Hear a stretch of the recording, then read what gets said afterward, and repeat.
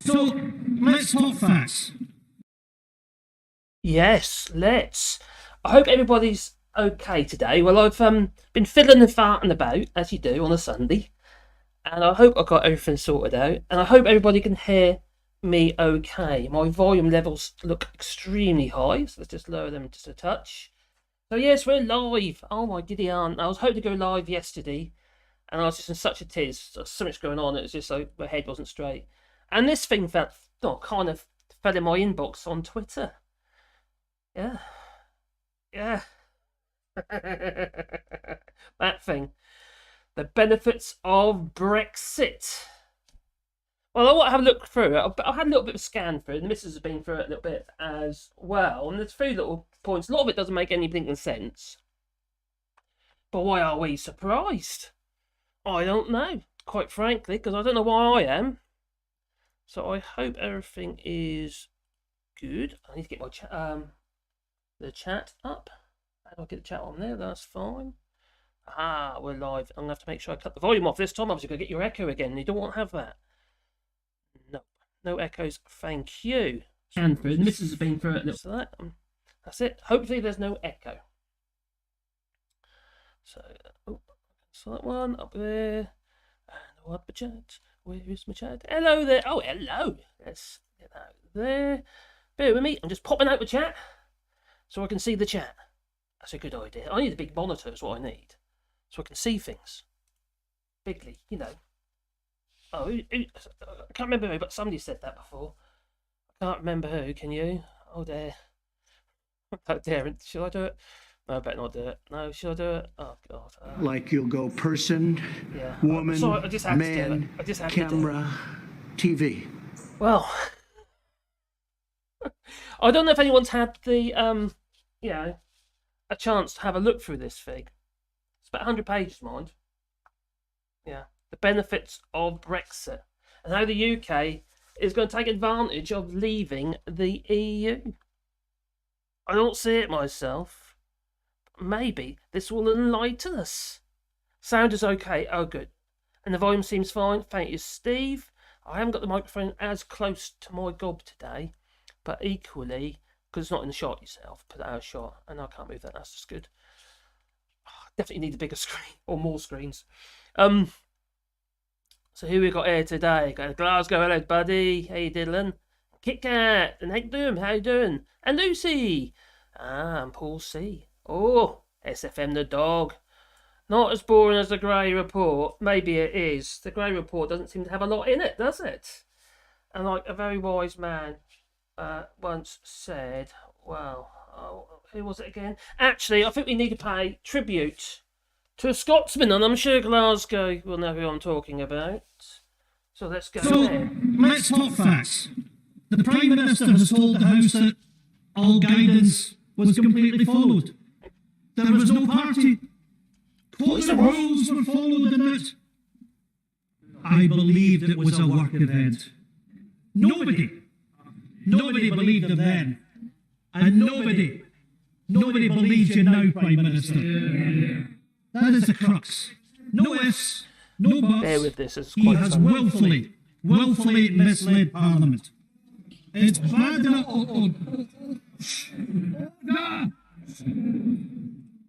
Inadvertent misled the House will be acceptable. Misled the House is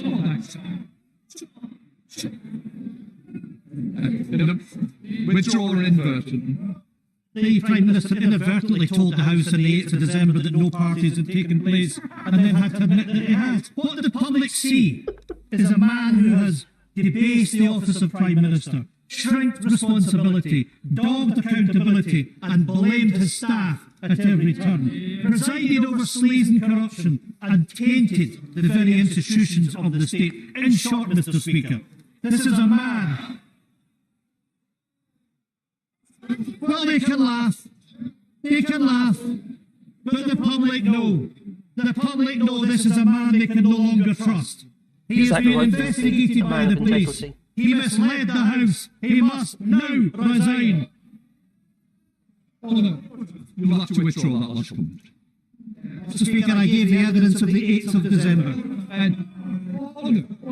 You're going to have to withdraw misled. Mr. Speaker, the Prime Minister has misled the House. Unless you withdraw, I'll have to stop, and that's not good. Just withdraw the words. I am standing up for my constituents that know that this Prime Minister has lied and misled the House. Give me the paper. Give me the paper. Inadvertently misled. I'll give you one more chance. As leader of the SNP, I don't want to have to throw you out. I'm going to give you this chance. Please. Mr. Power, that man has misled the House.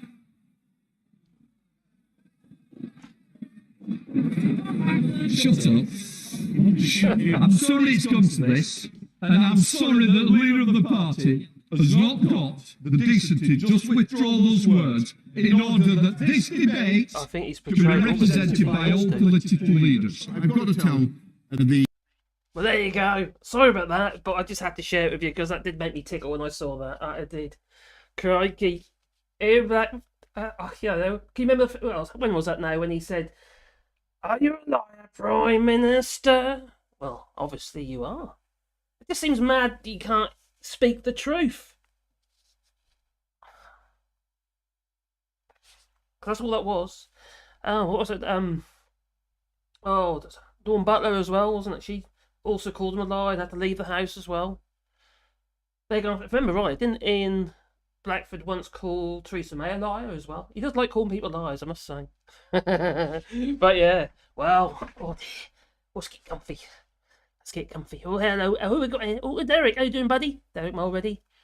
Obviously Glasgow and Mellow. Like a boss, he told Boris where to go. He does. And what can you say? That's how it should be, isn't it? As far as I'm concerned, anyway. Yeah, Blackford's the man. I agree, Steve C. Oh, is he? It's a ginger giraffe. So I didn't know. I ain't seen that one, to be honest. I've been a bit kind of preoccupied. I don't know what's today or. Does he normally do it on Friday? If we're talking about Max Roosbear, regarding Hero of the Week. I think it's Friday he does that. I hadn't actually seen that one, but I have to admit, it did make me tickle. But yeah, he is the Hero of the Week. He's got to be for that. That was just, yeah, he was diamond. So who else have we got here? Context, hello there. Spartafly. Oh, cheers to you for being here, Spartafly. And Johnny, hey, what did I miss? What did you miss? You just missed Ian Blackford.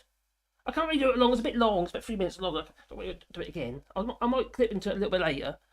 But yeah, he's pretty much, he weighed and measured our illustrious Prime Minister. Oh, those two words don't go together, not anymore. Or did they ever? Well, we'll see.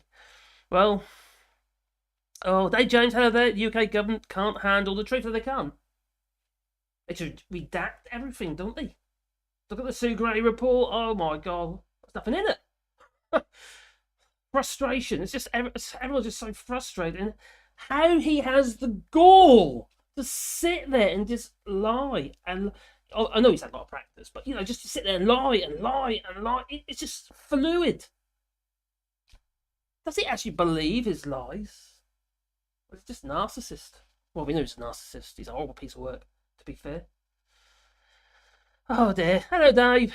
Dave Bannister. Best laugh ever watching the bungling Boris get roasted. I have to admit, that was a very good one, wasn't it? I did enjoy that. Yeah, this afternoon. That was fun. Did make me tickle, and I thought, oh, I need to screen capture that one. I do. So I did. Let's talk facts. Yeah, we better. By the way, I've got a new toy. I've got a Stream Deck. So if I press that button, I can just clip it on the button. That is the one you just missed, Johnny. So it's this beginning of it. So let's talk facts. But yeah, that together with my well, we know, well, yeah. Kipper. Yeah, that one. We make a little basis for. What do you reckon? Sort of smarten the old desk up a little bit, Might include the desk in the scene later. I don't know. I might have multiple cameras. I don't know. See my ball patch. Man. Ooh, no, don't do that. No, and maybe a little Stream Deck, a little. Tell you think. All in cherry. That is all in cherry. Can't be bad, can it? Nothing but the best. That's just scraps and off cut. But there you go. That's what I had laying about. But anyway, let's get into what we're supposed to be talking about. But yeah, it's bureaucratic. BBC is definitely trying to justify all them coups in Dover Port. Oh, are you talking about? Well, is it this? Yeah, that in Dover Port. Look at that. That's nuts. Absolutely nuts. That it is. Now, if anyone's been following old Graham Hughes and Kieran the van driver, there they were, off to Luxembourg to pick up some windows or frames or something anyway. And there's some crates on the back. It took about 5 hours to get through just with the crates on the back with nothing in them, empty crates. And it took 3 to get to Luxembourg and back. There you go. I'm sure Graham kind of slowed them up somewhat. It took about 3.5 days, I think he said. That's ridiculous. And Kieran's been doing this for about 12 odd years. So he's not inexperienced with van driving across the channel. And he's had enough. He didn't mind a job before, and now he hates it. Can you imagine? Just sitting there. You know, it's horrendous. It really is horrendous. And it's yeah, it's not great, is it? Yeah. And this is not teething troubles. This is Brexit. There's nothing they can actually do at the moment to mitigate it. And when they say that, oh yeah, it's all teething troubles, well, what of the fact that the equipment and the systems they put in place fall flat on their face? Such as the chief system that crashed, you know, where they got to pre-log all their imports, exports. Doesn't work. No. And they tried to alleviate the problems by making it like a multi-leveled system, and the chief was only part of it.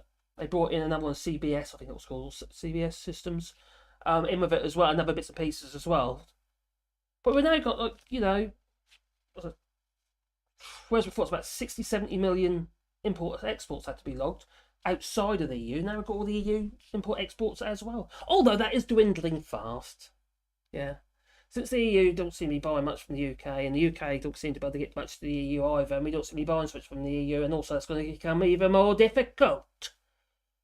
Yes, it's all getting a bit crazy. That's what I would say. Oh, Gary Barrett, how you doing there? Oh, from Ireland. Oh, another great place. Do you know, I've never ever been to Ireland. I would love to go to Ireland. I really would. I think like that. Yeah, get the ferry there. No, can't I? I don't have to do the land bridge from France. Can't be bad. Oh, let's go. I don't know if is she here? Is she here? Is she here? Is she here? No, she's not here at the moment. Maybe she'll come later. Hello, Pete Robbins and Timothy and Similar. How you doing there? I never get no one seems to get notifications from my blooming channel for some reason. I don't know why. Some people might too. I think I do get some because I noticed in the analytics there are some notifications to get through, but not as I expect. No, because I'm doing one video a day at the moment. Plus whatever, yeah, little posts and stuff like that. But and then obviously this. I'm trying to stick to Sunday. Is what I'm trying to do. But yesterday I was my head was kind of all over the place, and I was in a bit of a mess. Not because I'm sort of losing the plot, I might be, but not because I'm losing the plot, but because I had so much to do, and I just and I wanted to get this thing sorted out and understand what's going on, and it was I just wasn't ready. And I had my topic all set out, and I couldn't quite work out what I was going to do, and it's that's not going to work, I don't like that, it's a bit boring, you know what I mean? So I got something even more boring. The benefits of Brexit. It must be empty, but no, there's about 100 odd pages in it. And needless to say, we're not going to be going for 100 odd pages. We're going to have to skim through it and we'll pick out some bits and pieces. Some of it's just ridiculous, and some of it is they contradict themselves.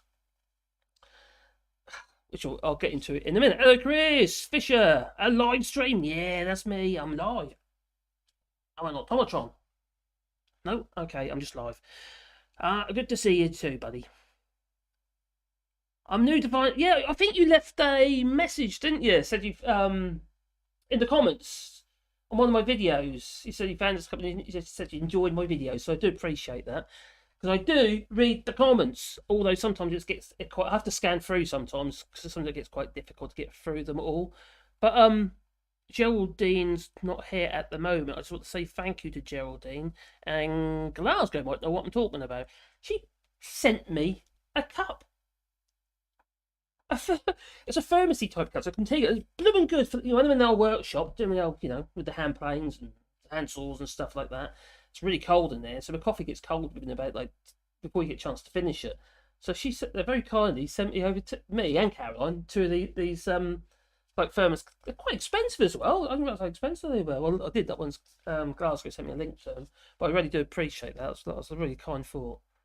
So yeah,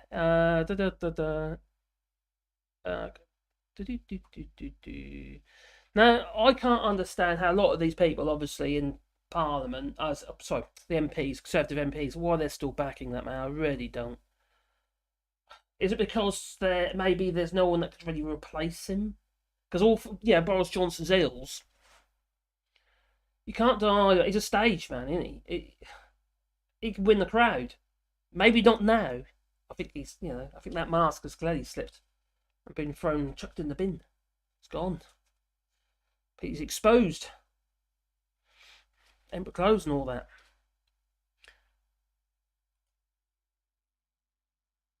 And that's part of so he says, crap sick here, hearing you laugh helps the pain. I'll tell you something, you've got to laugh as you just cry, wouldn't you? It's so.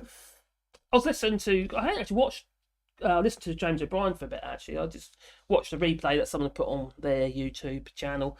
And I have to admit, I thought, crikey, this is just madness. And I'm working in the old workshop. In fact, I was making a unicorn, believe it or not. And this unicorn. Because we were talking about Brexit, I think it's actually I could have brought it up here.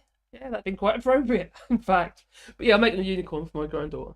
And listen to all these clips now, because let time pass by while you're working away your hand planes and hand saws and stuff. And it's quite great to listen to the likes of James O'Brien and others, and obviously Max Robespierre and Phil Morehouse. I can't watch him because he looks like he's dead. But he uses green screen, and the green screen's taking all the colour out of him. Someone needs to tell him. I wonder if he's watching. No, he'll be watching me. But I love listening to him. I can't watch him. I'm sorry. You probably can't watch me either in my hat. No. Who's that fat guy with a beard? Scruffy bugger. Yeah. Nearly. God, this feels like that. Oh, that was me. Sorry. Anyway. We will get into it in a minute. Don't worry. There's a lot of comments there, and I'd like to. Oh, cheers, Barry. Yeah, it's just it's only a small one, so there's a bigger version of that as well. What that does, it allows you to trigger different things in your stream. So I can then trigger between the cameras. I only got one camera at the minute, which is that one. Yeah. So I can turn it off. Oh, I'm gone. But I'm back again, just like that. It's instant. It's brilliant. It's great. I can also flip between pages if I want to. And then media as well. Let's talk facts. So it's Oh, go, and that one's well. This is a great little device, little stream deck. I only just literally loaded software into about an hour ago, and I quickly, want to find that, put it in there. So I've only got a few little bits and pieces in at the moment, but you can use it for the sound effects as well. So Tipper. Like that, but obviously that's almost that. I can obviously put quite a few more sound effects into that one. All the little lit buttons are if you can see that is, it's probably washed out. If you can see it, all the lit buttons are the ones that have got sound effects already programmed in. But there's like 60 odd levels there. Plus you can do multiple levels of, so you can infinitive.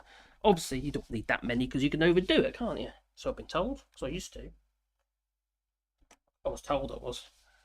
Shocking, isn't it? Anyway, hopefully later I'll get more, a bit more spontaneous, a bit more kind of, less. Where's the button? Like that, less like that. So anyway, where are we? So, hello, Peter Ramsar. Something with a chisel. Yes, I do like doing things with my chisels. I do like to sharpen my chisel. I've been sharpening chisels today. Yeah, I made videos as well. I haven't uploaded them yet though. Sharpening, because somebody was asking about sharpening the other day. So I did a load of videos ready to edit. Because I thought, well, I was sharpening my chisels and my plane anyway, so I thought I might as well video it. So, yes, Brexit. Stupid games, stupid prizes. Well, what are the prizes? None for the UK, I don't think, no. Honestly, like blue passports. So let's talk facts. The Prime Minister has told. Let's better do that one. Blue passports. Anyway. Yeah, please hit please, like, really helps the channel. Drivers should ask and demand Boris Johnson for compensation, yes. Now, I do know some lorry drivers who happen to be friends. If you watched me live the other day, that's just, the internet was terrible. So we just dug up a load of trees. Got a trailer full of trees out here at home. Just started trimming up and ready to put in the holes. Luckily, it's been raining, so it's really moist and damp at the moment. And his son, actually, or sons, voted Brexit, and they're lorry drivers. So that was a bit. How do you get into that topic? They didn't, Keith didn't. But yeah, he's anyway. Hello, Perozuric. How you diddling, buddy?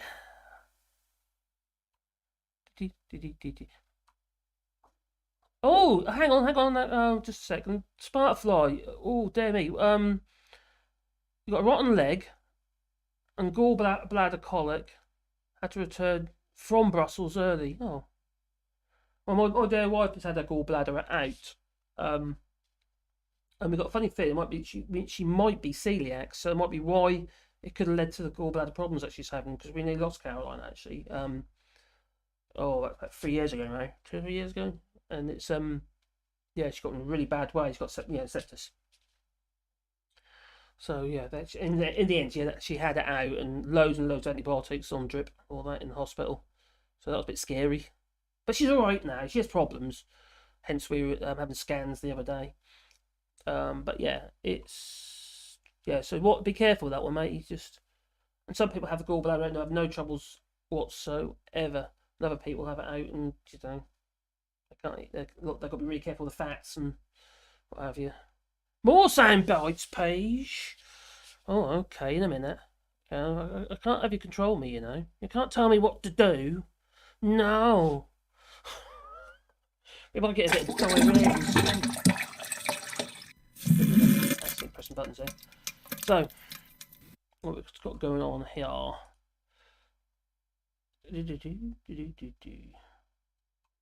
God, yes, it was. I hope there are many more.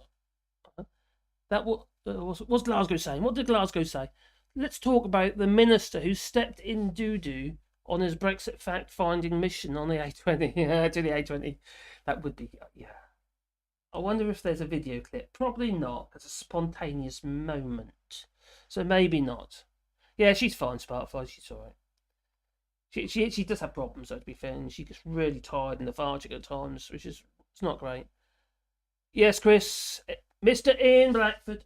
So let's talk facts. Amazing. The Prime Minister has told the House that. And shame on the Speaker. But to be fair to Lindsay Hoyle, he's just doing his job. He's got to abide by the rules. And I don't know if you realise, if you watch partway through, he accepted Ian Blackford's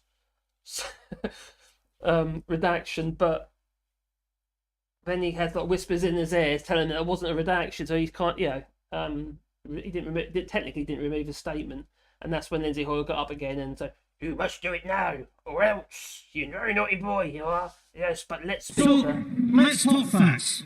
Yeah. Blimey. Anyway, I was going to get into this other weird thing that they've published, and it's apps. I think it's ridiculous. Hello, number 3. How you doing, buddy? Are you talking about not adequate facilities on the M20, number 3? Because what they do, and then the pitting bottles, wide neck bottles, that is. Don't use the little skinny bottles. No, don't use a Coke bottle. Whatever you do, never try and stick it in one of those. Because what happens is, while you're holding it, and you try and hold it firm, you're squeezing it, right? You're squeezing the sides in as you do. Remember, there's no lid on it. You're squeezing the sides in your bowl, and then you get the weenie and you put it in there, right? And what happens? Pops out. Squeeze your blooming into the bottle, and it's stuck. Then what do? You have to have it surgically removed. That's just embarrassing. And painful. Actually, talking about bottles, Oh God, I don't know if I should actually. Oh no, I might just have to share something with you. Oh my goodness, aunt. I don't know if I should. Oh, I don't know. Don't know if I should. Should I? Should I? Put it like that. Put it like this. You could have a bit of this after. Yeah. Yeah. Well, a friend of ours who still lives in the UK because she'd love to leave, but she can't anymore because some fool put the cross on the wrong box. Not her, but a load of other idiots. Well, she's a nurse, and when she was well, she's not a nurse anymore actually. But when she was working as a nurse in A&E, a man came in, and although it wasn't a plastic Coke bottle, it was a glass one. And do you know where that was? I'll tell you. It was stuck. And do you know what his excuse was? I bet you can guess. I tripped up and I fell on it. Pretty much. That was his, yeah.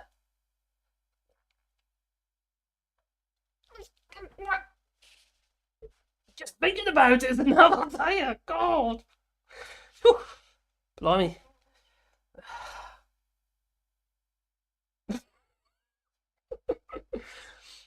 Yeah. They actually had to cut them to get out, apparently. It's several years ago. This must be about, what, 12, 15 years ago now. Yeah, it must be about 15 years. Yeah, a long while ago. So, yeah, that's... Is that bottle story the reason why you fixed the toilet so quickly on... Maybe. No, there's plenty of trees. You could pee up them anywhere. So that wasn't a problem. The only problem with that is obviously you're raising the sea level. And the island was already flooding. Yes, it was sinking. It's like Atlantis. Oh. Use the Gatorade bottles. They got large caps. See that? Good advice. Gatorade bottles all round for the lorry drivers. But now this is getting a little bit sexist actually. What the hell do the lady lorry drivers do? What do they do? Cart around a bedpan? You can actually buy a device actually that allows you to pee up a tree if you're a lady, by the way. It's like a little rubber thing. Good. Yeah. Look it up. It's like female urinal, I think it's called. Yes. They do them in all pretty colours. I've seen the purple one. I was going to buy the missus one for a joke, but I forgot. That was her birthday. Right, anyway. QA Library, hi. Hi to you, buddy. Question for you. What is the French rule in lorry movements and a line that... But, yeah, what is happening? Actually, I don't know what's happening there at the moment. I don't know whether or not if their systems are working. I can't really tell you. Maybe they are, maybe they're not. So, I can't answer that one for you. I can find out for you. Let me make a note of that. You know what? I need a dry whiteboard. Got one downstairs. Got a bit of paper here. I'll just jot this down. And then the thing is, I have to rest on that because my desk is all lumpy, a bit like me. We'll find out. I'll soon find out for you, buddy. I've got somebody works up there. Oh, I know somebody works up there. Come back up there, you. What was that again? What is the French rule?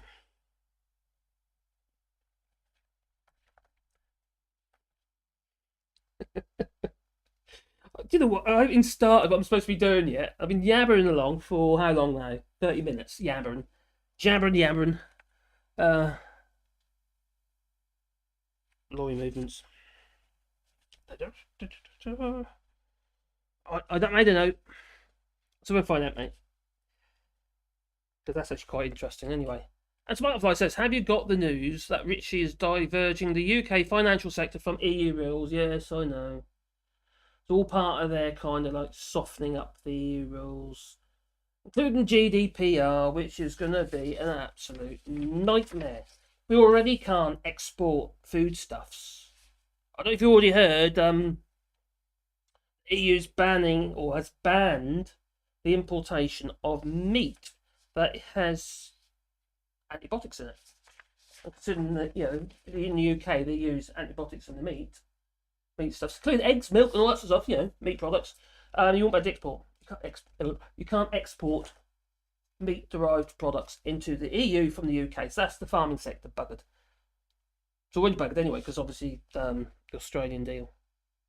And even Batty Batters, sort of, the NFU, the National Farming Union president, something Batty Batters, I think that's actually my nickname for her, Batty.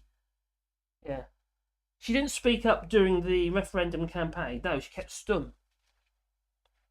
But now she's actually opened a GOV. She's got her own farm, you see, as well. You see, she isn't just the person. She has actually got a farm.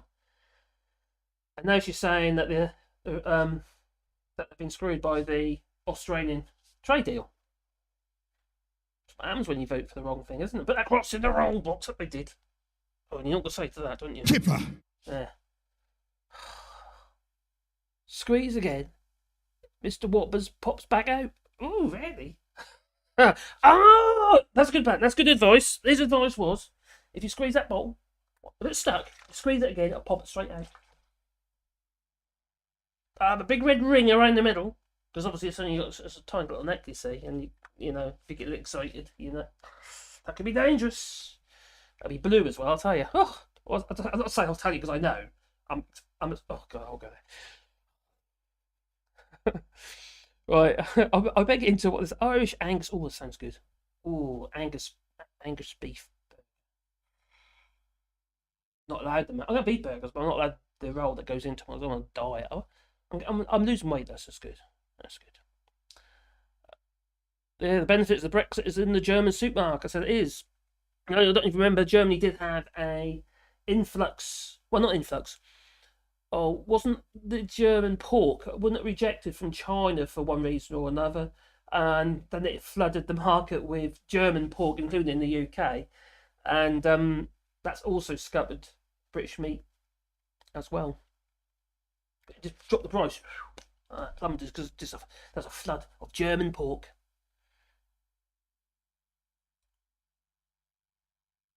You never get on with a planned stream. No, I know. I got this thing ready. And I've been reading through it. But we've got our notes. And she done me some notes and stuff, which I had a little read through as well, her points of view. And I haven't got to it yet.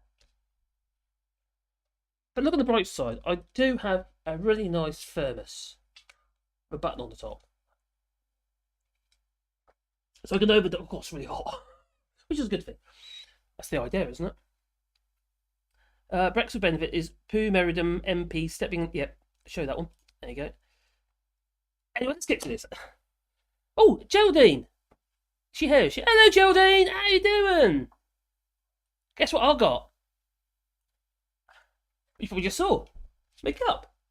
I've been using it loads. Every day I'm using it. I really do appreciate it. That's really, really, really, really kind thought of you, that was.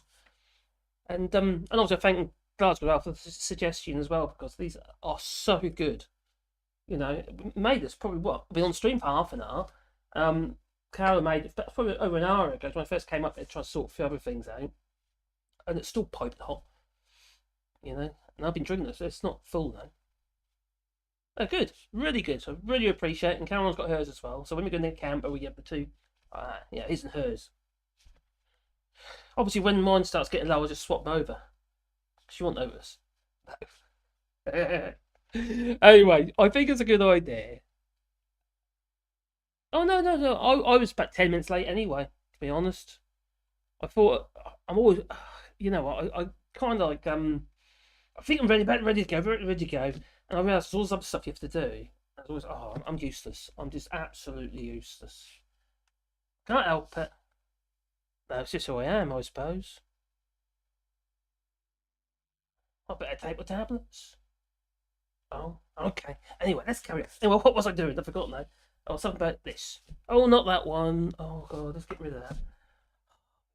Fiddling and farting about, and what happens? I lose my page. I just won't do. Because it's this one. The benefits of Brexit. Oh, isn't it exciting? I'm very excited. Oh, I'm so excited. What are they then? Oh, okay. Let's let them tell us what they are. Now, there's 100 odd pages. Needless to say, we can't go through them all. But we're going to do the first part of this, which is basically them telling us all the things they have achieved so far, or not. Oh, are you intrigued? I hope so. So, one thing I feel I must do, though. Oh, is that a Freeport? Oh, where are they? I don't know. Do you? Bad idea anyway. They scupper the local trade. Damage the council's funding. Anyway, oh god, here we go. Maybe I should use the other one. I could just go next page, couldn't I? That'd be even quicker, wouldn't it? It's a PDF, this thing. It's a PDF. Oh, this is what I want. This one. Oh, that's a quick way of doing it. Let's do that. Right, okay. Oh, and I've got to scroll. It's all because I'm fiddling with it, you see. It's all out of alignment. It's a bit like me. Right, how about forward by the Prime Minister? You know, that old charlatan, Alexander Boris Johnson. He says that on the 31st of January 2020, the UK left the EU. We got Brexit done to take back control, to make our own laws, and to manage our own money. Just got less of it. Oh, okay. Well, the United Kingdom's uncoupling from the rules, regulations, and institutions of Brussels. The evil Brussels. Oh. Was never simply about the moment of our departure. It's not what you said at the time, no. Nothing will change, just what you said. Tell that to the people in Spain, given their 15 days' notice. Well, the act of Brexit was not an end in itself, but the means by which our country, I should have had yeah, okay, will achieve great things, because we're special. Okay, so that historic night 2 years ago marked not the final page of the story, but the start of a new chapter for our country. Yeah, we're broke. Our economy and our people. There's just not enough of them. A future in which we don't sit passively outside the European Union. I don't see how that... I moved to France. How is that passive? But to seize the incredible opportunities. Oh, I can see them in the distance. It's a bit foggy. Things like 50 years down the line, I reckon. What do you reckon? Maybe it is. The overwhelming opportunity for Brexit is over the next 50 years. Thank you, Mr. Bob. That sounded a bit distorted, that one. I might have to re-record that one. But anyway. Making our businesses more competitive and our people more prosperous.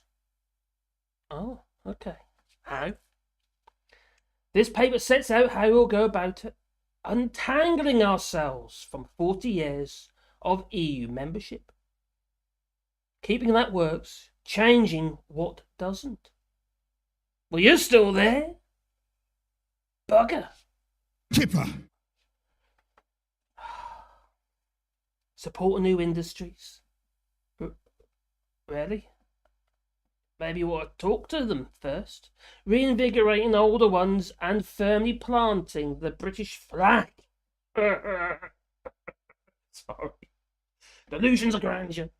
On the world stage once again. Rule Britannia. No, okay.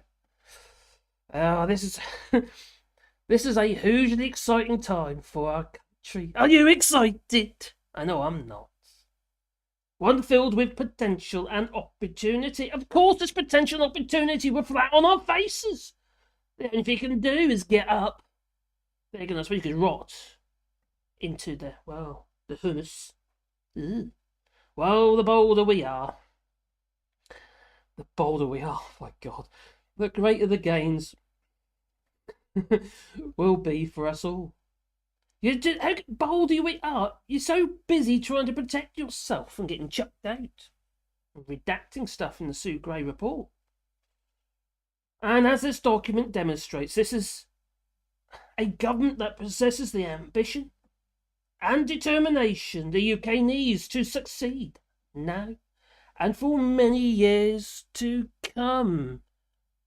The overwhelming opportunity for Brexit is over the next 50 years. Really? I can't wait that long, can you? Blimey. It just, that's mind-numbing. Yes. Or mind-boggling. It's definitely boggling. It's definitely something. Oh, dear. Hello, Joe. How you doing? In Carpet Day, buddy. Tories closed the free ports in 2012 because they didn't work.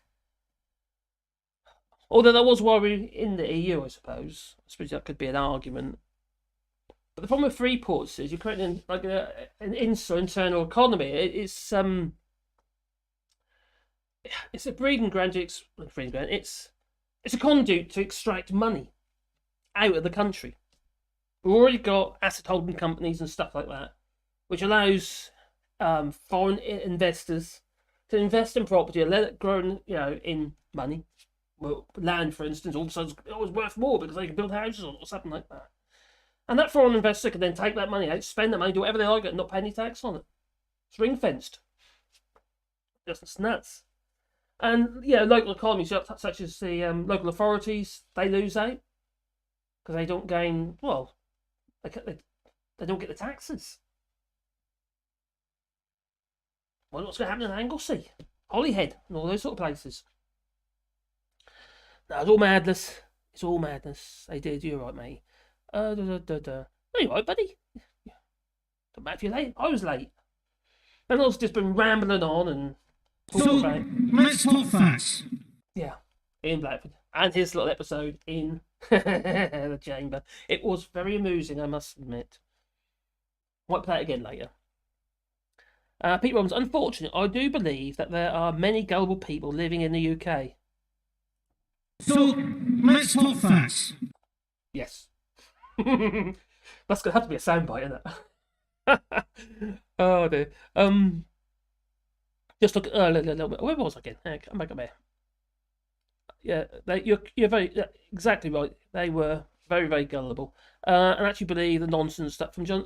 Johnson. He says all this stuff, doesn't he? And they suck it up. Now I believe. I've said this before, actually. I believe, to me, as soon as you start affecting people's families and their kids, and it becomes personal, Boris Johnson will be out. He might still be with this Partygate. People, even the Queen couldn't go and have guests bury her own husband. And Boris Johnson said, I'll tell you what, do you want me to relax the rules so you can have guests? That's what he said. And she said no, to be fair to her. I'm no royalist, believe you me. I hear that Andrew Geezer's a bit of a sod. And paedophile. Sex offender. That's what I heard. I'm not saying that's what's happened. No.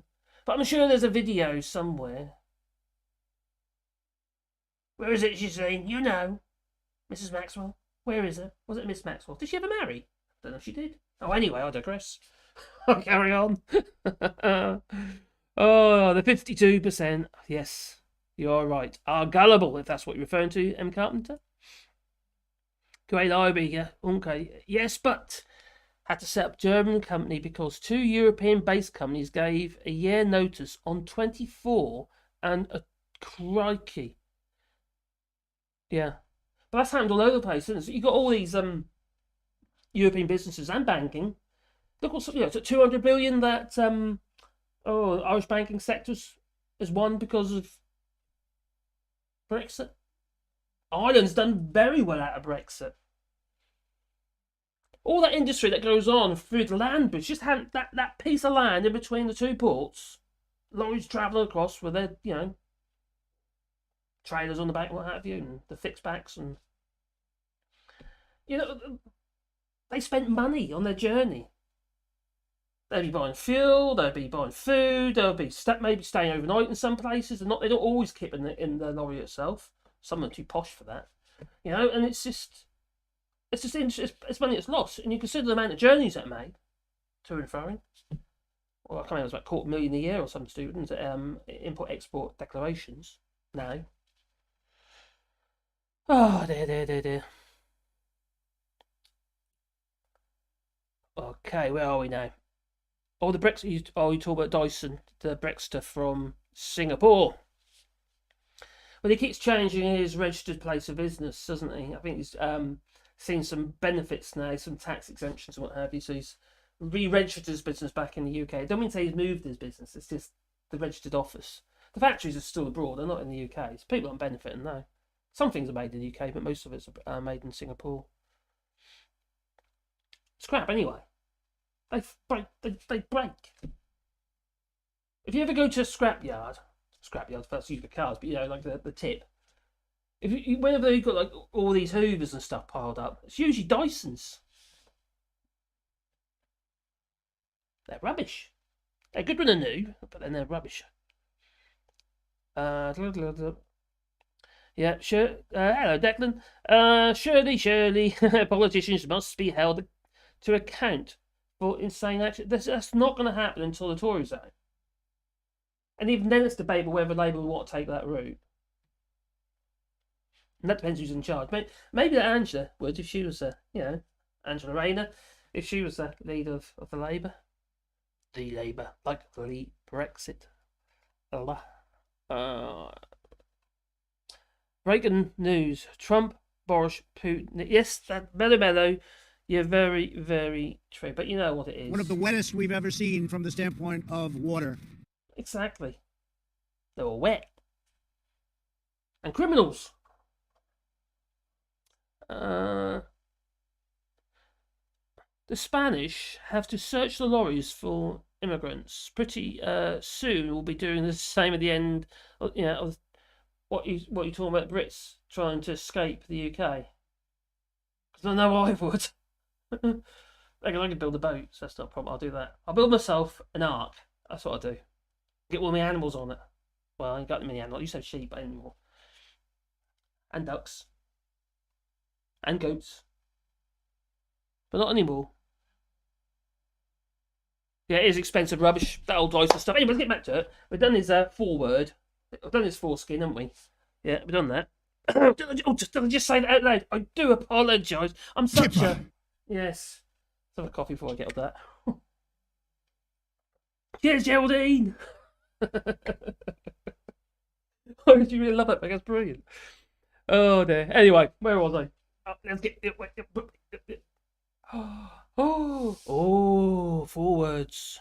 Okay. He's right honourable. Oh, that just doesn't fit well, does it? It really does not fit well. The right honourable Boris Johnson. Blimey. I definitely need to get another monitor. I've got two monitors here. I've got a little 24-inch and I've got the laptop monitor as well. And you'd think it'd be enough, but my eyesight isn't great. You need it big. I need everything bigger. So anyway, introduction. Should we do the introduction? Just quickly do the introduction. All right. Oh dear, there are, well, a great many benefits to Brexit. Control of our democracy, borders and waters. Control of our own money. Yes, my money.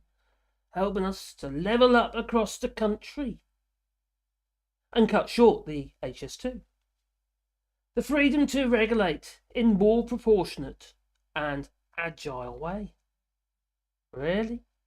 That works for our great British businesses. So they can leave the country and set up in the Netherlands, Germany, maybe even France. Benefits for people that put money back, in their pockets. Improve their rights and choices. They improve their rights. It just ripped away freedom of movement. Not just from people who want to go into the UK, but people who want to move away from the UK. Because it's run by a numpty. That's you. And it won't improve their rights and choices, he says. As consumers and give them the access to better health care. Sorry.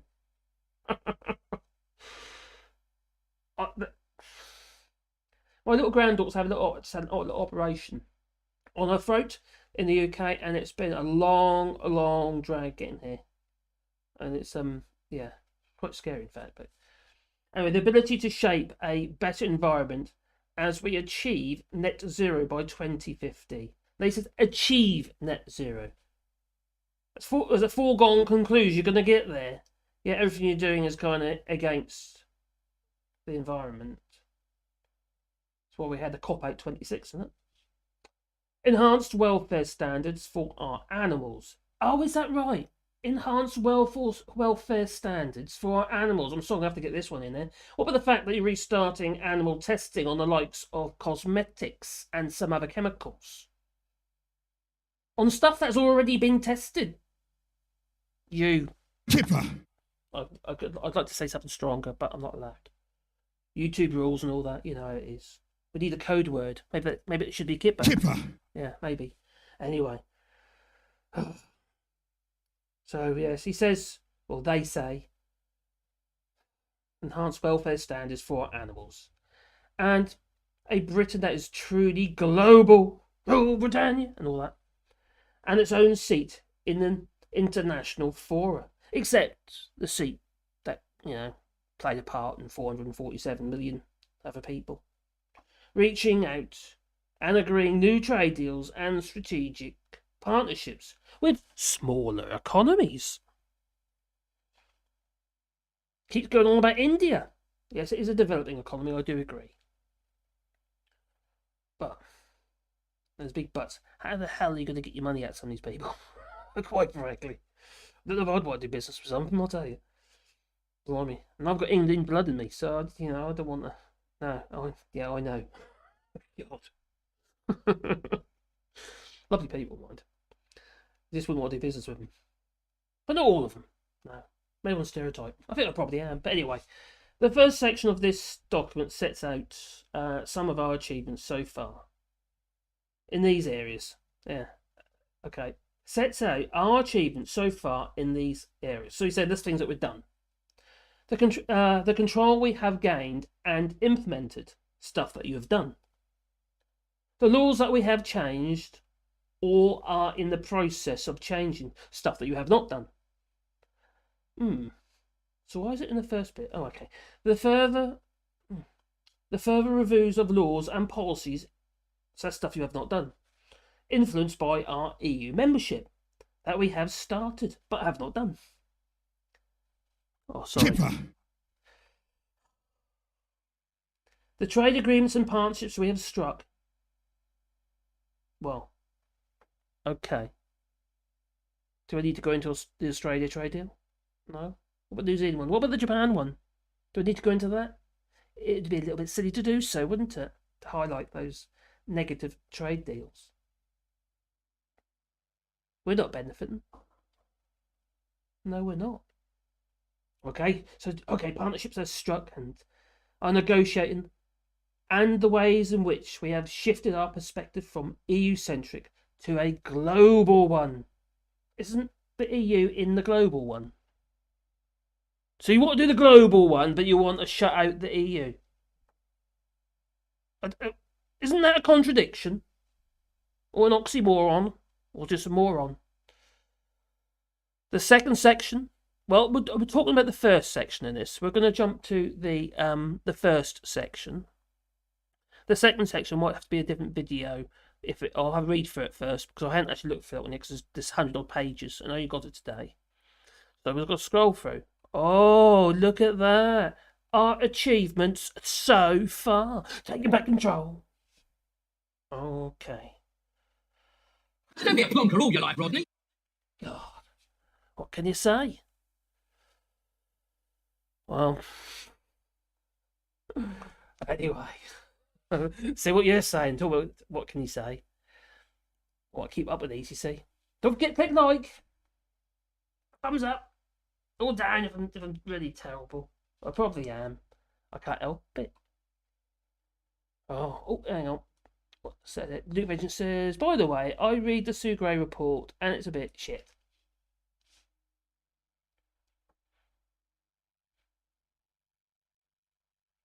It seems like a lot of people in the chamber today thought the same thing, including Theresa May.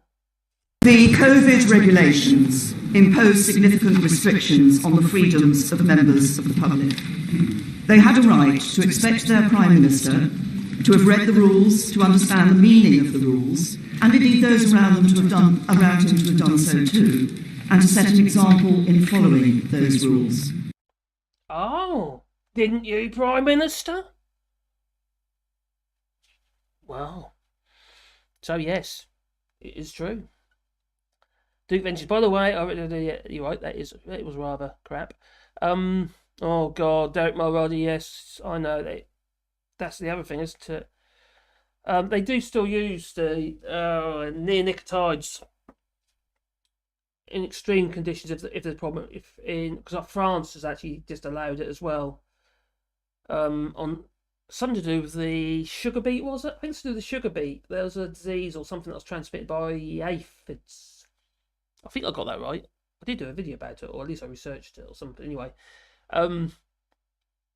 yeah. So neonicotinoids that went through the. It was allowed anyway in the UK, which is a crying shame because one little tiny little teaspoon of it can kill billions and billions and billions and billions and billions of bees. And what they do is they tend to treat the seed with this stuff. So you get the seed, and it gets coated in this neonicotinoid type, this pesticide. And I'll get this right. Is it symbiotic? Symbiotic? Yes, it goes through anyway. It goes through the plant, through the life of the plant. So it's not just in, its leaf or in the roots and stuff. It's in every part of the plant, including the part you eat. Lovely. Would you like a side of neonicotinoids? No? Okay.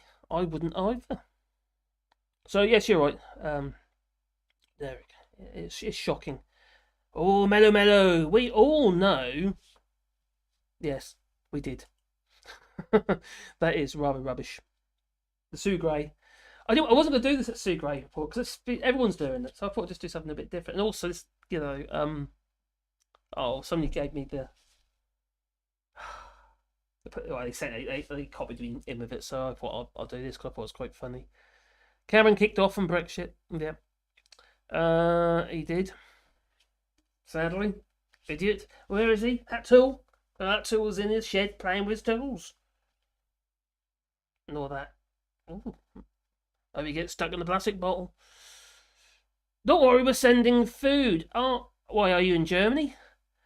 Because I don't know if you remember, 2 years ago, not last December, but December before, Germany sent, no one talked about this, it barely got in the news, 80 tons of food with the Luftwaffe was, Luftwaffe? Yeah, anyway, the airline cargo, anyway. 80 tons of food was shipped into, where was it again? Maybe someone can tell me. Oh, it was like one of the Brexit central places. I got hit quite badly with a shortage of food. No food on the shelves and all that. Anyway, this food got airlifted in from Germany to help out. Terrible, isn't it, the EU? Awful, in fact. They didn't just do it once, they did it twice. I think the second load was 120 tons of food. I did a video about it ages ago. I can't remember the ins and outs of it. But it's very frustrating. Oh, what have we got going on here? I'm getting so many chats here. It's pretty cool. So,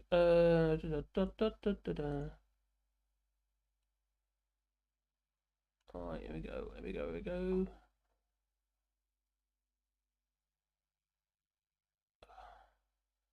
I'm scrolling through. Making sure I haven't missed anything.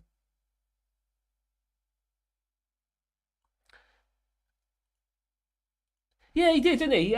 Before this. So, let's talk facts. Before he got up to do his little speech, he did praise Theresa May for integrity. Although, like I said earlier, he has actually called her a liar as well in the past. I should have got that clip up actually, but yeah, it's So when do you take it? I don't know, but he was right though, because she has, to be fair. He might not like her policies. He might not go to Prime Minister, because I quite frankly didn't get Brexit done and all that. But she did, she stuck to her guns. And she likes to run in a wheat field for fun. I wonder if it's naked. Oh, not with that back. I don't. Oh God, thank you very much. Stupidity is. I got a super chat. Cheers, buddy. Stupidity is no excuse of thinking. In fact, stupidity and ignorance is no. Well, you still have to abide by the law. It's not an excuse, is it? No, not at all. It's not an excuse. You're right, mate. Oh, thank you for that. Cheers, buddy. Oh, I got a super chat. You know what? I need every time a super chat comes in, I need a sound effect, or maybe a flashcard come up. I don't know, I don't know. Maybe me and the Mankini. I don't know. Oh, saucy. Or even maybe I don't know. So you have accepted the truth. No, not that one. I find your lack of faith disturbing. Still much to learn, you have. Maybe that one. I don't know. Whatever. I can't think of it though, to be honest. Oh dear. You know what? It's really annoying because I haven't got enough screen area. I can't see what the buttons respond to that piece of software, and on the software tells me what the buttons are. And I've got 64 buttons. I can't remember what each individual button does. I've got a few of them in my head, such as Kipper. the obvious ones. But yeah, it's quite hard. I need to get my head around it. Oh wow, Glasgow! Thanks, cheers, buddy. Hey, oh that's very kind of you. I got 20 quid from Glasgow. Cheers, buddy. He says the cup fund is buggered. You can blame Geraldine for that. Oh, buy something else. I'll tell you what. I wouldn't mind putting some money towards a monitor. So I want to improve what I'm doing. I am learning. You know, I'm not that great doing live stuff. I'm a bit of a fluster. So I'd like to be able to improve things and make it more enjoyable for you lot, really. You guys and gals. And then I'm more comfortable. And if I'm more comfortable, I feel that I'm doing a better job. But then obviously everyone else is going to benefit as well. A lot of it's got to be down to research and getting the stuff in my head. Because my head's like a sieve, I'll tell you. It's one of the reasons why when I do my videos, the one that I did this morning, I had to get it in my head because I don't want to edit them. I really don't want to edit them. They're just as they are. As they come out my camera, I then upload them. And that's what I'm trying to do because it's good training for me. And the thing is, it's kind of like I have to go through it again and again and get that stuff in my head. And the amount of times I have to retake. Sometimes I do it like 15, 20 times, just that one video. Just so I don't have to edit it. Chop it about. Sometimes I do if I haven't got time, and I'll just chop it about and then do it that way. But yeah. Anyway, my head's like a sieve. Yeah. It's age, maybe. I think it's years of playing with wood. Wood. You know, like wooden wood. Maybe that wood. I don't know. Anyway, let's not go there. So anyway, Pete Woodman says, "Thanks for Brexit, sir." Oh yes, that would be a good one. We need that one. Do I have that one? Actually, I might already have that one. Oh no, don't you mean this one? Welcome to the Brexit, sir. I'm sorry. Oh my God. So we have got that one. That sounds a bit fast though, doesn't it? I might have to change the pitch on that one. Yeah, anyway, where was I? Oh, got sidetracked. Yeah, cheers for that, Glasgow. Really appreciated. That really is. Hey, Vertigo. How you doing, buddy? Greetings to you too. Look, cake. Party cake at Partygate. Oh, my giddy arms. Don't be a plonker all your life, Rodney. That man. Everyone's just no one can understand, can they? Just can't understand how you can actually have the gall to just ignore the truth. He keeps saying, oh, I'm sorry. Then blames everybody else. That's what he did today again. Blaming all the people. The civil service. All the people working in, Downing Street. But they were working very hard, apparently. And who was it that said, don't the doctors? Actually, that might have been Nick Ferrari, actually. I'm no lover of Nick Ferrari at all. He's another right-wing nut job. But he did who was it again? He's interviewing. I can't remember now. I just saw a little clip of it. But yeah, he was saying, well, what about the nurses? What about the doctors? What about, frontline staff? Weren't they working hard? They didn't have Partygate. They were doing what they needed to do to protect people. Oh, cheers, Cash Dummy! Oh, a hot sparkling love. Oh, you like a bit of sparkling love, don't you? Oh, excellent, buddy. Oh, thanks. Cheers for that, buddy. Oh, nice one. I'm getting super chats. Can't believe it. Crikey. Greetings and salutations from Vertigo. And Alexis says, hey, Marcus. I say, hey, you. Oh. Welcome to Brexit, sir.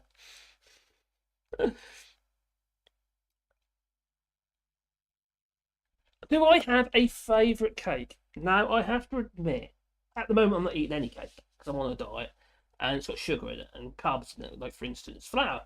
But do I like cake? Yes, I do like cake. I actually like I'm absolutely honest, my Mrs. Caroline, she makes a fantastic cake. She discovered that she could cook cake, and ever since she's been baking cakes.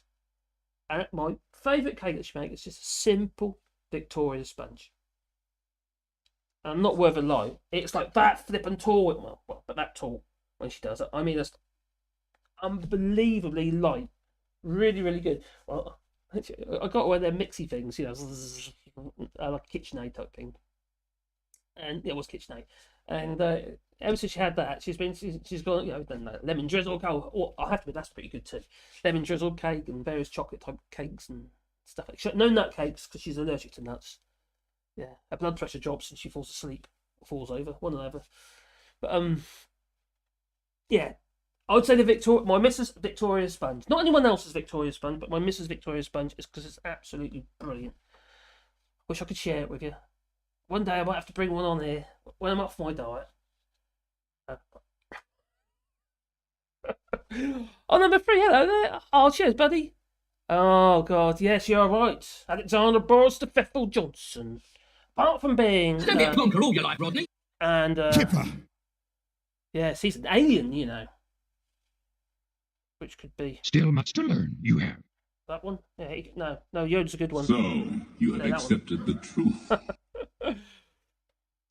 Oh, cheers for that. Thank you very much. Hello, Lucy. Hope and Trust took down some of the front bench too. I don't understand. What do you mean took down some of the front bench? Are you talking about the chairs? Because she likes her chairs, doesn't she? Margaret says, cake is always good if you eat and have it. Ooh. Lucy says, he's not an alien, he's just a narcissist. Well, him and Trump, you know, they both in the same league, aren't they? And as bright as each other. Like you'll go person, woman, man, camera, TV.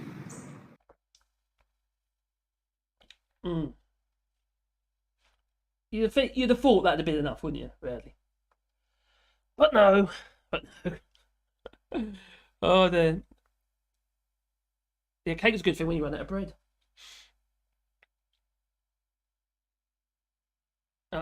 Johnny says Marcus needs a petit le power. Oh, it's a bread made with pine flom instead of. Oh, is that low carb? Is it? I need to write that down. Let me write that down quickly. I know I could go back in the chat later, couldn't I? Actually, but this will be quicker. So it's called made with Petulia ipia. I don't know if I pronounced it right, but.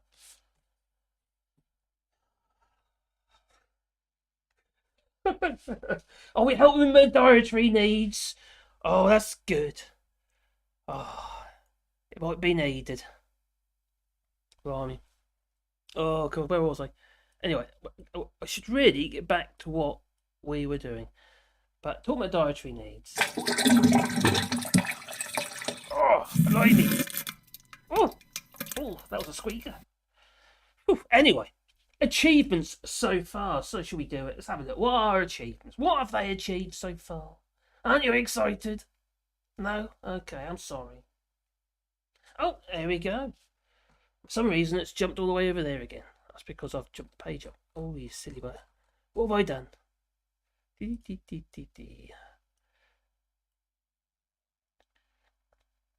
There you go.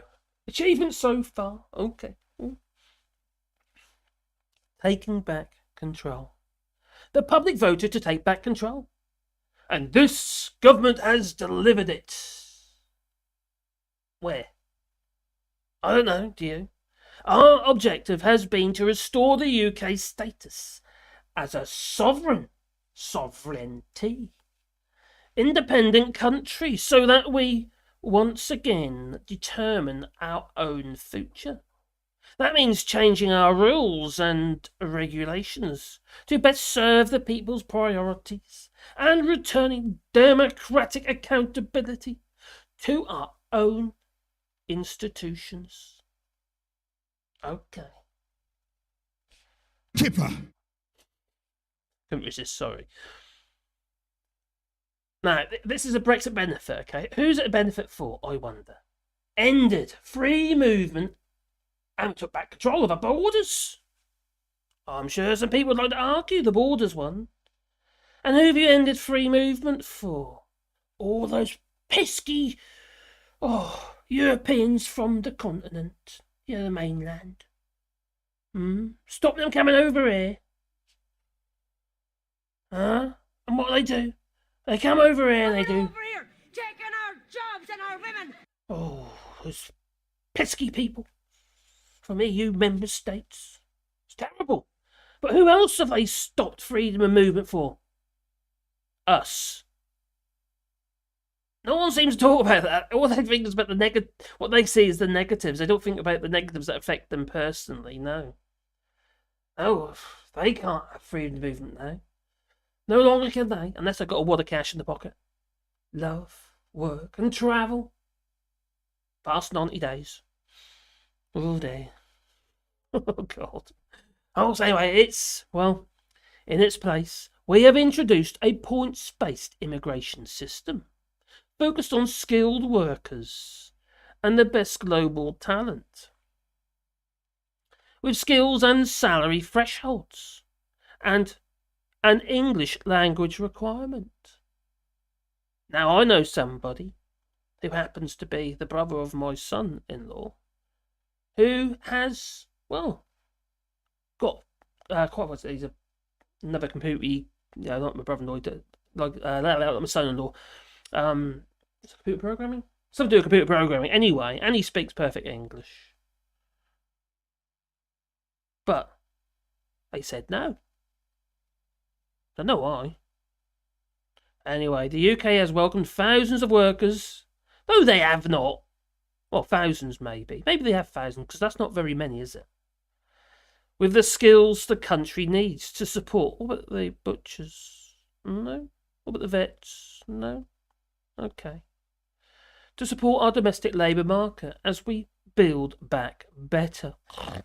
Oh, sorry. Did I miss something? Okay, sorry. From the COVID pandemic. From doctors and scientists to butchers and bricklayers.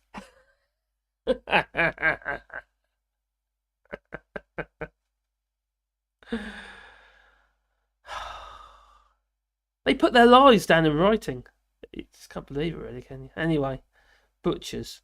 Well, they put out the visa scheme that no one turned up. They had about 400 applications and only about, what was it, the fruit pickers? Can't remember now. Anyway, it didn't work. It was a damp squib. We restored democratic control over our lawmaking. We gave the power to make and scrutinise the laws that apply to us back to our parliament and the devolved parliaments, so that they are now made in Belfast, Cardiff, Edinburgh and London. Not Brussels, no. Pesky Brussels.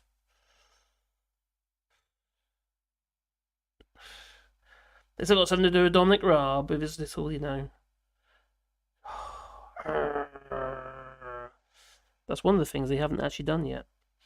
So anyway, restored the UK Supreme Court as a final arbiter of law. No, that's what Dominic Raab has been doing. That applies, because he's been messing about with human rights. That applies in the UK. UK judges sitting in UK courts now determine the law of the land in the UK, with judgments issued in English, not French. You know why you point that out? You know why that's in there, don't you? Because somebody, is it Macron? The French. as now the president of the EU for the next 6 months. And Macron said that he wanted to change all the administrative language within the EU to French. So if any member state wanted to supply any documents, it had to be in French. I don't think he's done it yet. I doubt he will, to be honest. But it's a bit of a dig, isn't it? Otherwise, why would you single out France? And accessible to those who speak Welsh. I can't speak Welsh. It just sounds a bit like that to me. I don't understand a word of it. We made it tougher for EU criminals to enter the UK. Is that, well, how? You've got limited access to Europol, criminal databases. No privileged access there. EU nationals sentenced to a year or more in jail will now be refused entry to the UK under the EU free movement. We had to allow some foreign... So they always have to make this point, don't they? They try to justify their so-called wins, Brexit wins. It's not even a win, is it? That's stupid.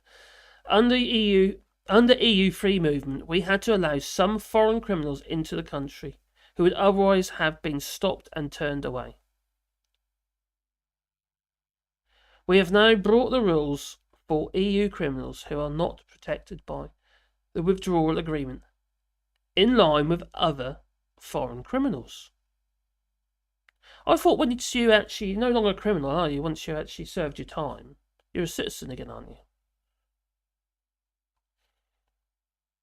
Ended the acceptance of ID cards for most EU nationals travelling to the UK.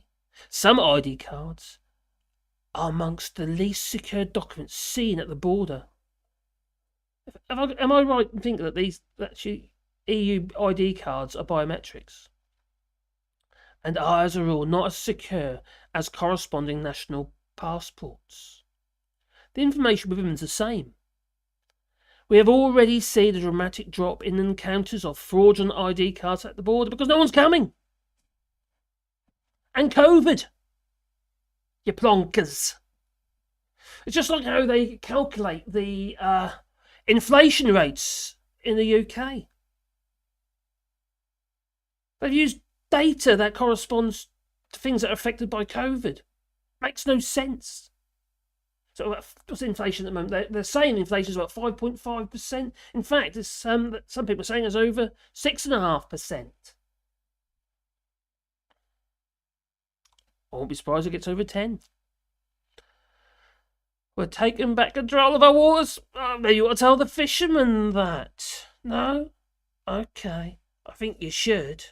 Because we have got lots and lots of... They're now British fish, and they're better and happier fish for it. Are they? Okay. Thank you, Mr. Bog, for letting us know. Now, the deal we struck with EU and our new Fisheries Act allows us to chart a course once again as an independent coastal state.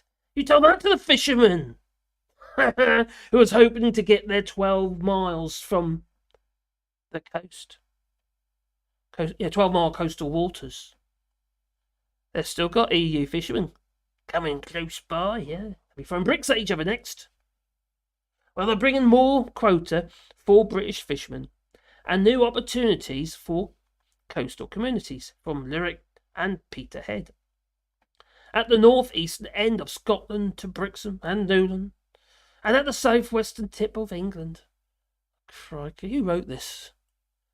You just want facts. That's all you need in this. It's all you need facts. You don't need fluff. That's all fluff. We restored fair access to our welfare system. We ended the preferential treatment of EU migrants over non-EU migrants. That's because you're in the EU and they're doing the same for you. You plonker. It's reciprocal. You plonker. Don't be a plonker all your life, Rodney.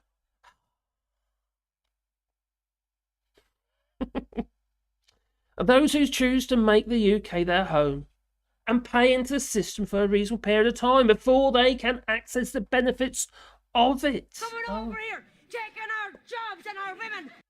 How dare they? Well, anyway, let's see what you guys are saying. Oh, I'm back again. I just had a sneaky swig. Oh dear, it's nuts, isn't it? It's absolutely nuts.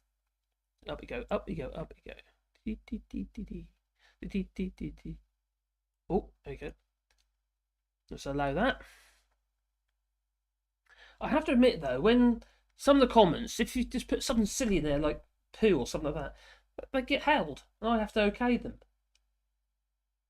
So if they don't pop up straight away, that's because I hadn't seen it and I hadn't okayed it straight away. So bear with me, I will do, provided it's not too naughty. Don't you be one of them, you know. Kipper! No, don't do that. They're smelly and scaly. Right, oh, there I can't remember where I was. Career library. Lived with and knowing a number of diabetics and going on the Desmond course. All food get changed into sugar. It's how food and body think. Yeah, it does. What are you talking about? Insulin. Insulin levels, you know. I'd rather stick 2 foot of arrow in his neck. Then maybe I should have not allowed that one. Then poison bodge. Okay. Maybe. It's not a bad idea. I don't know where I was. Glasgow says, you don't have to chat.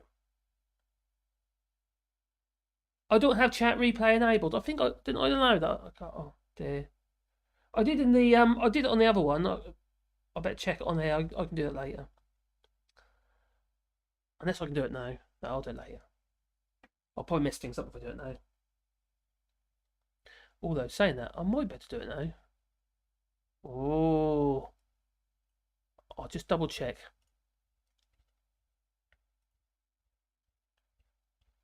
I'm doing something technical. Oh, come on. Now it's taken ages. That's probably because I'm streaming, isn't it? I go into that one. I did it the other day on the other channel. My woodworking channel. How do I do it? Where is it? That's on there. That's on there. No. Yep. That's on there.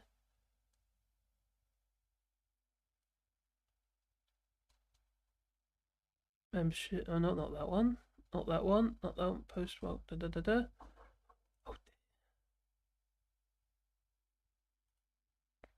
Oh. Okay. No. Now you do it. I thought I knew what I was doing, but obviously I don't. Oh, maybe it's that one. I might have to do this later, I think. Yeah, I'll do it later. Because it's very boring for you. That is, unless you think it's fun. Watch me go like that and I'll get all frustrated. Right, okay. Wooden bread. Cardboard cakes. Ooh. Oh, we could make... Be very low carb, must say. Oh, Uncle says he's on a low carb diet too. Keto. He's 4 years keto. Crikey, an ounce of fat on you. Hello, Bayberg. How you doing, buddy? Kevin, how you doing there? Was that a quill pen? Where? Benjamin. Hello, Benjamin. Wow.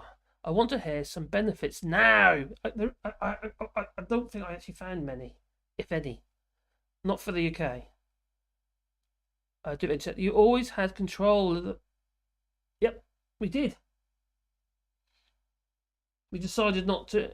Well, it was just too costly and too difficult to actually control the borders. They're finding it difficult now. They can't do it now. Yet apparently they're taking control of the borders, but they haven't really, as we know. No control of the borders. Even, I remember that... Oh, I did a video about this, actually.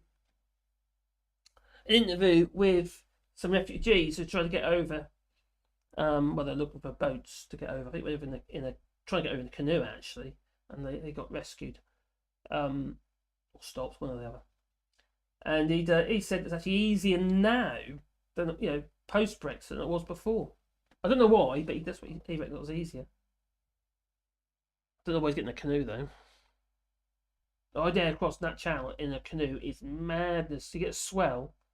Crikey. You get one of them ferries come past, or containers, ships come past.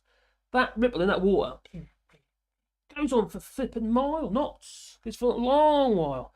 Chris Fisher, certainly not the Scots. Yeah, you did get double. Yeah, I'll show it. You'd buy some sovereignty. Yorkshire tea, get your Yorkshire tea, that's nice. Nice strong tea, and stained spoon up in a builder's tea. That's what a builder's cup of tea. I don't drink tea anymore, I have coffee. Should have been to France. Do what the locals do, that's what they say. Sorry. Says Mellow Mellow. What's this one?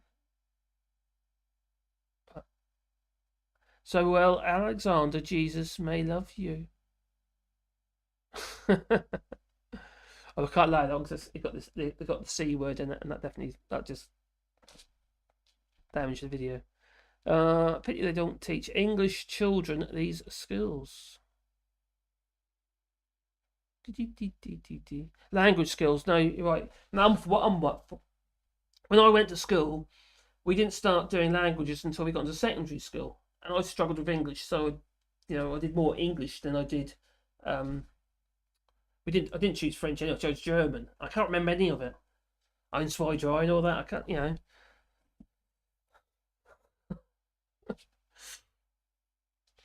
And then in the end, I was allowed to improve my English because my English was terrible. As you can probably tell.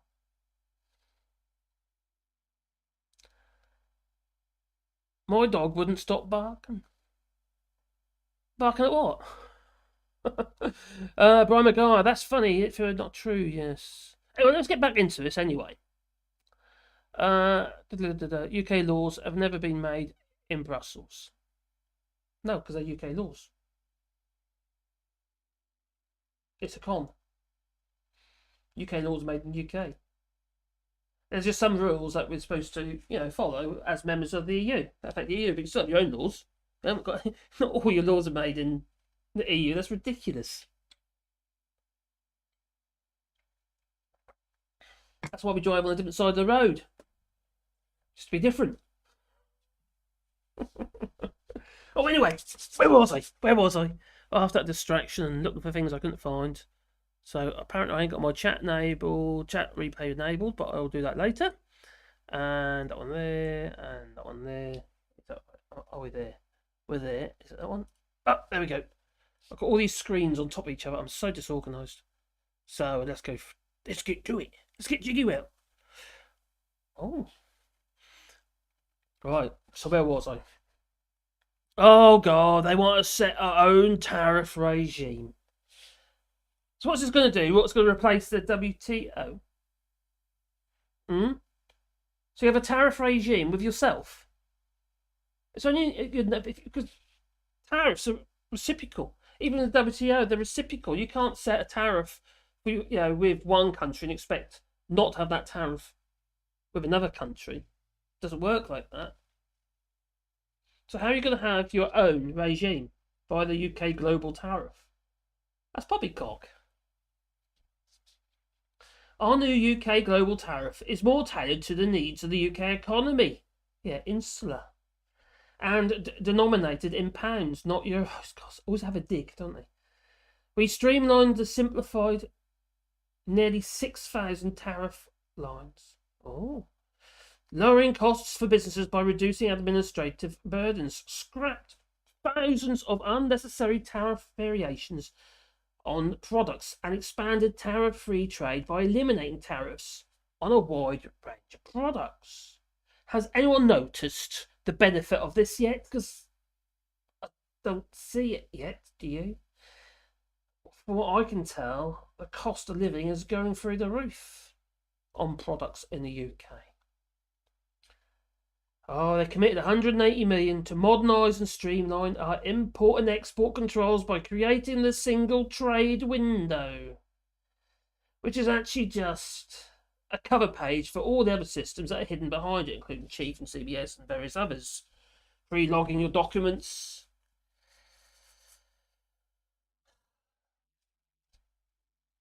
And then you've got the ETA carnets, and it's fallen flat on its face. It bust on the 1st of January. It broke. It fell flat on its face. People couldn't log anything. It was inundated. The chief system's nearly 30 years old and it's broken and it's been patched to high heaven. Like when you get your updates for your, Windows, what have you, especially it was like Windows Vista, you'd had loads and loads and loads of updates to patch security risk and this and security risk and lots of patches. It finally gets to a point where it becomes unstable. I don't know what's happening now. So it doesn't work. And I need to point something out. If we were in the single market, we wouldn't need any of this Kipper stuff. No. This will supply our ambition to make the UK the most effective border in the world by 2025 and reduce the cost of trade by streamlining trade interactions with the UK's border agencies. Now, this has only just started. Well, they've been doing it for years, obviously with other third countries of the UK outside of the EU, but now the UK is in that same boat. But other countries such as, the United States, what have you, they've been doing this for donkey's years, and they still have been. This, for the UK, this is, in these volumes, is particularly new. On the 1st of January this year.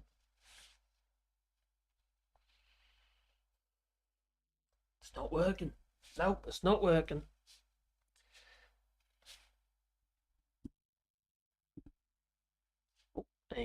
Given UK regulators the ability and the resources to make sovereignty about globally significant mergers. Decisions about globally significant mergers and acquisitions are now made by the UK's Competition and Markets Authority, giving it the ability to block all remedy mergers it considers that will harm UK consumers. So what you're talking about is anti-competition rules, having dominance in the market. But it could still happen anyway within the EU, because it did happen. I can't remember who it was. I can't remember if it was BMI and Sony and another music-related industry. But they would try to merge and they were blocked. I can't remember who it was now, because it's Sony BMI now, isn't it? But they were going to be like, the main music industry. All little independents out there, but they're tiny. But anyway, launched and undertaking reviews of status and substance of retained EU law. So while it's necessary in the short term to save a lot of EU law, to provide legal certainty when we left the EU, when they put all EU law into British law, we intend to go further than the changes that we have already made and to amend, replace or repeal all the retained EU law. That is not right for the UK. Our reviews are already underway and making good progress. I thought earlier they said, these are all things we've managed to do because we're so brilliant and we're special. Oh, okay. Sovereignty. Superiority complex, more like.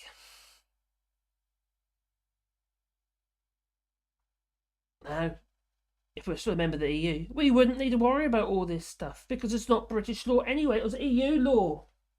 Silly. And they expect to be able to trade with the EU, yet not litigate via EU courts. That can't work. For instance, if you had, you bought something from the EU, for instance, or they bought something from you, from the UK, and there's a dispute where either the product's broken and someone say, I'm not going to do nothing about it, where do you go? What court? I wonder. Oh, this is a good one. I'm really. This one I'm really, really happy about, and I'm sure that you are too. Blue passports. What do you reckon? I'm sure you like the blue passports. Aren't they lovely? They look almost black to me. But here's the irony. Post-Brexit UK passports to be produced by a French-Dutch company that happens to be in Poland. Oh, isn't the EU lovely? We can all work together. Unless you're a third country, like the UK. There.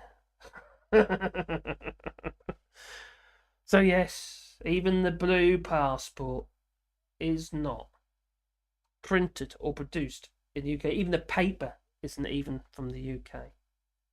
It's ridiculous. That it is. Oh dear.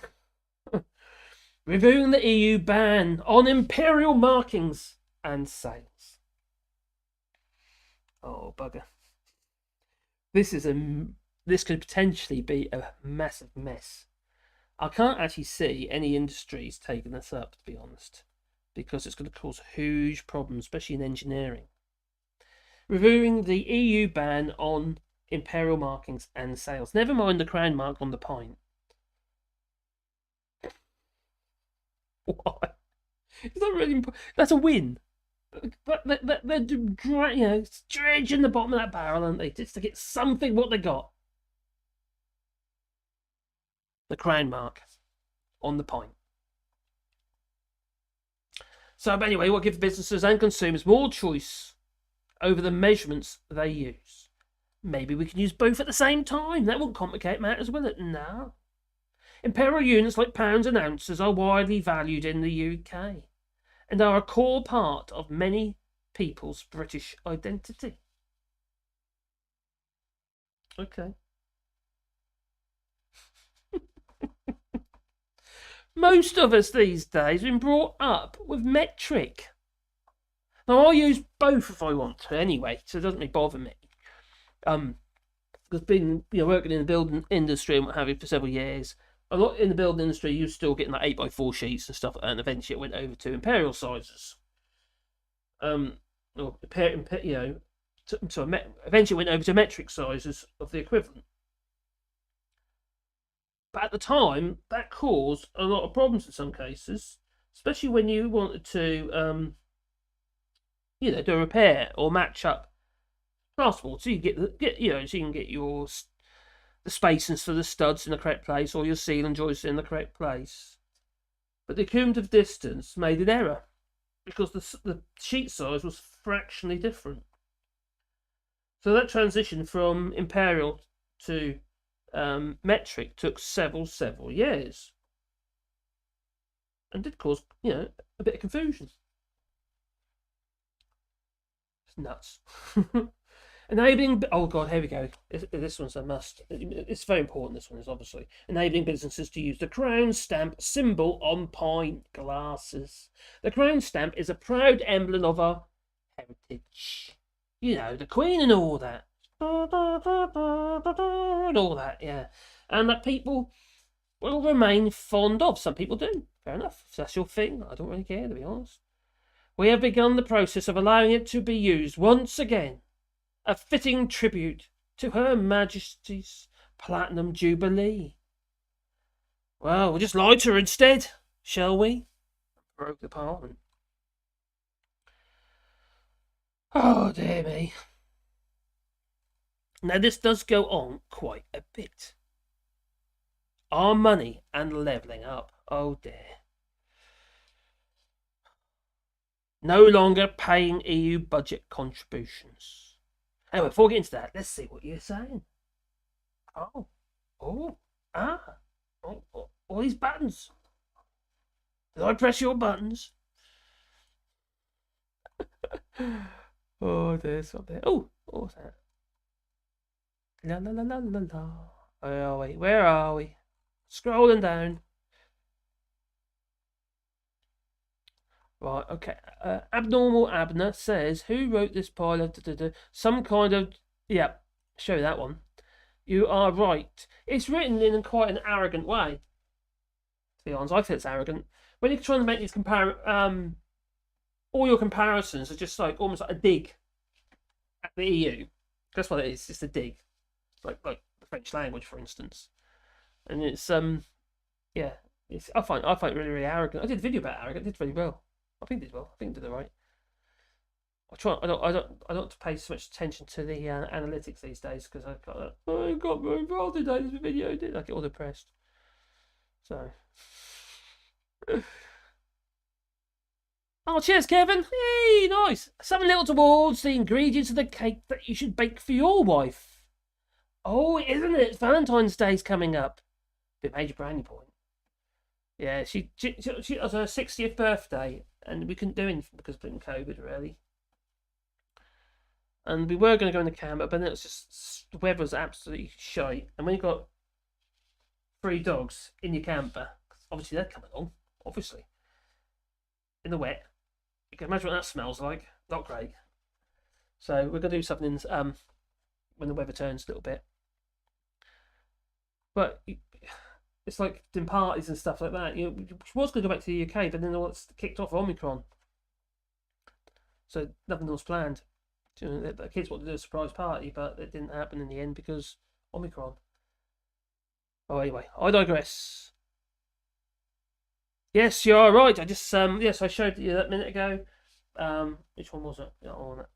Yeah. These passports are made in... Well, they're made in Poland, actually, by a French-Dutch company. So, yeah. Translation, bye-bye workers' rights. Yes, that's if you're talking about the court thing, as in Dominic Raab. Yeah, the guy doesn't know that Dover was quite important. That numpty. Karate Kid. Yeah. EU law, yeah, the one that was used to protect the UK workers and companies, exactly. That's the thing, he said, oh, it's a protectionist racket, it is. Well, all those flipping kippers used to say that, didn't they? Kipper. And, quite frankly, it's there to protect us, the people. We remember in the EU, we benefited from the stuff of the EU. Just like other EU member states. Looking on, it just feels... It's just madness, isn't it? It's just nuts. The whole thing is just crazy. It really is. So, yeah. Oh, held for review. Oh, a message held for review from Joa. I'll show that. Joa says, good luck in speaking imperial measures with us, especially the kids. They will look at you and believe you're dumber than you look. Well, obviously, they still use imperial measurements in the US. You know. It can be actually sometimes when you do woodwork, it can be. It's all fractions, divisions of, and it can be quite a good measurement because the numbers are smaller. Obviously, with metric and you talk millimeters, it's the bigger numbers, but decimals are just so much easier. I find it easier. Yeah, it seems more straightforward and logical because it's kind of how we work. We don't generally live our lives in fractions of, do you? You're half the size of that person. You weigh 10 kilos and you weigh 20 kilos. Obviously, it's a very tiny person. But yeah, I digress. I'll shut up now. Oh, hello, Chatty Rat. How you doing, buddy? And Mike Macaque.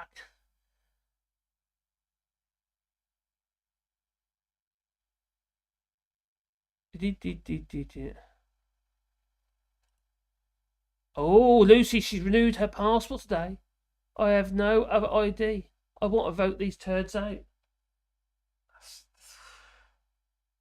We can live in hope. I don't think they could get in with him in. Not anymore. I think he's left a really bad taste in people's mouths. To my taste. Coffee. Lovely. Right, so Gender in, how are you doing? That will push the EU not to soften too much required control for Northern Ireland goods.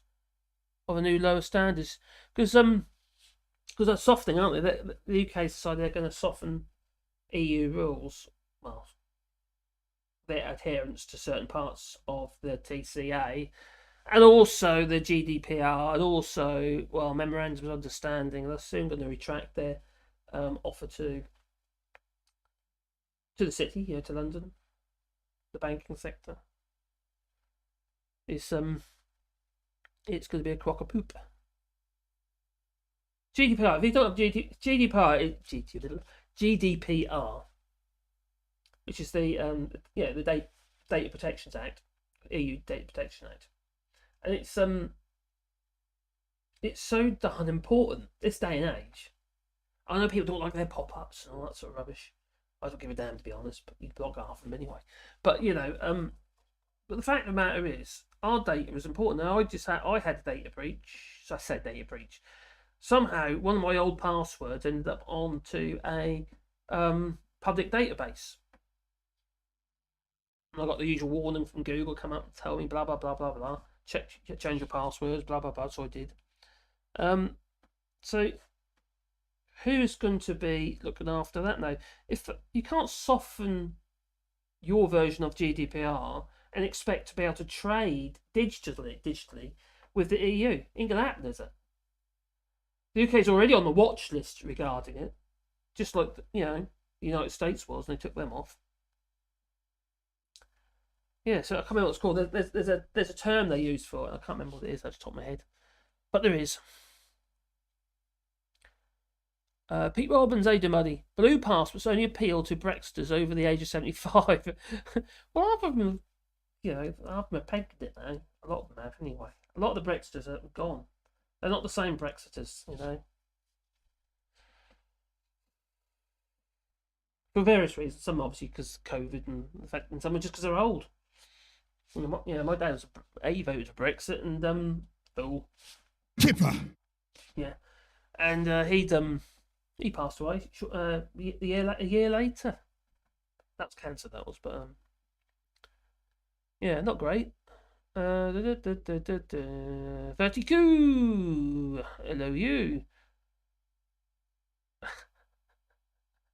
That point they used was made in France, probably. Nearly everything is made in the EU or China or places like that. It's surprising, actually, living here in France, how many things it says Fabricant en France. Or, it's so much, and they wear it as like a badge of honour. You know what I mean? You've got a big clear label on the sign or whatever. So much stuff is. But in the UK, we just don't have the means to be able to produce anything to that degree. We import like 70% of our foodstuffs into the UK because we don't have just the land. We don't have the people for a start. It's not cost effective.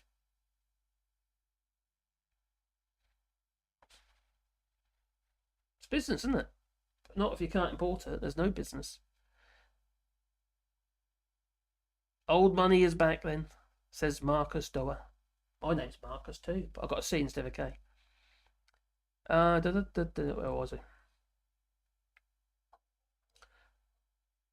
Well, that's have a good point, Duke, to show that one. Because it's absolutely ridiculous. What companies are going to change from Imperial to... change from metric to Imperial. It's madness. Engineering, for instance. They're working in thous. So we go back to thous of an inch now.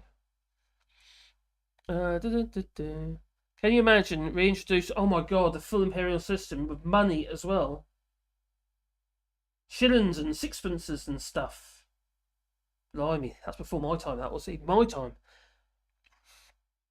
Stupid government are living. Yep, they are. I can't allow that one, Duke, because you've used the F word. But you are right. But I'll read it. Stupid government a-holes are living in the F clouds.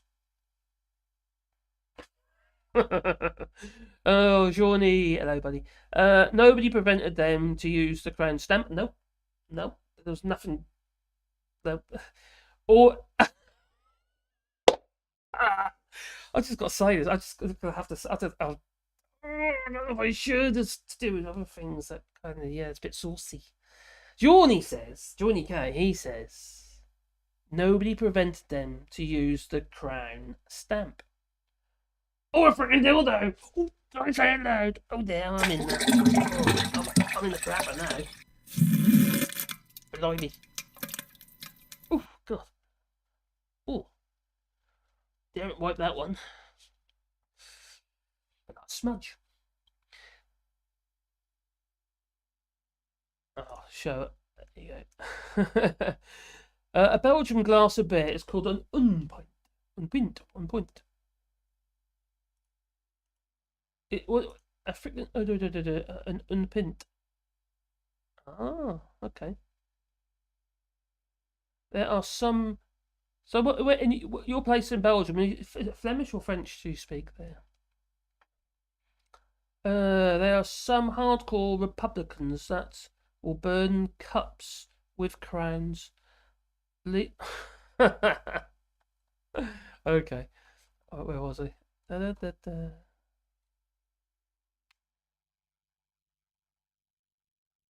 So the Tories think they'll.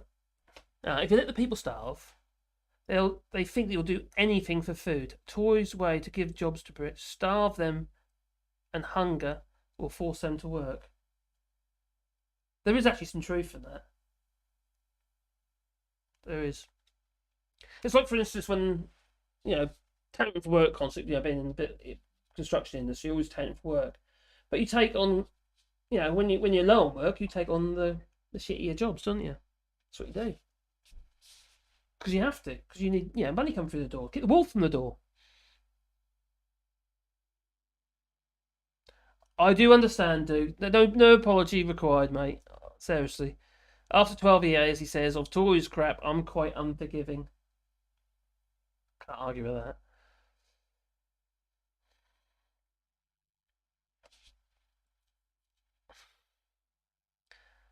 Kevin, Marcus, have the French treated you differently since... No, not at all. In fact, they've been really good.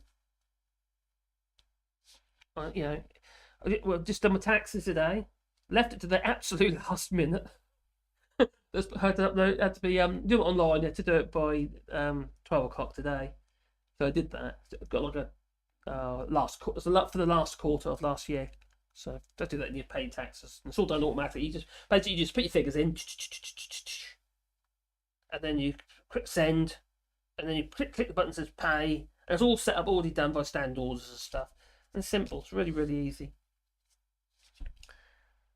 Or we do, it's and all sorts of other things as well. We've just done the census as well, which is like the census has got them in the UK as well, but you had to do it here as well. And they even sent us in the post a version in English as an example of all the forms, which replicated what was online, and they sent us English. Now we can read French and dance like better than we can speak it. I don't tend to speak any French on here because it's too embarrassing. I just get hammered with sarcastic comments, so I don't tend to do it anymore. But I can read it a lot better than I can speak it. Struggle and roll in the R's. I feel I'm spitting at everybody.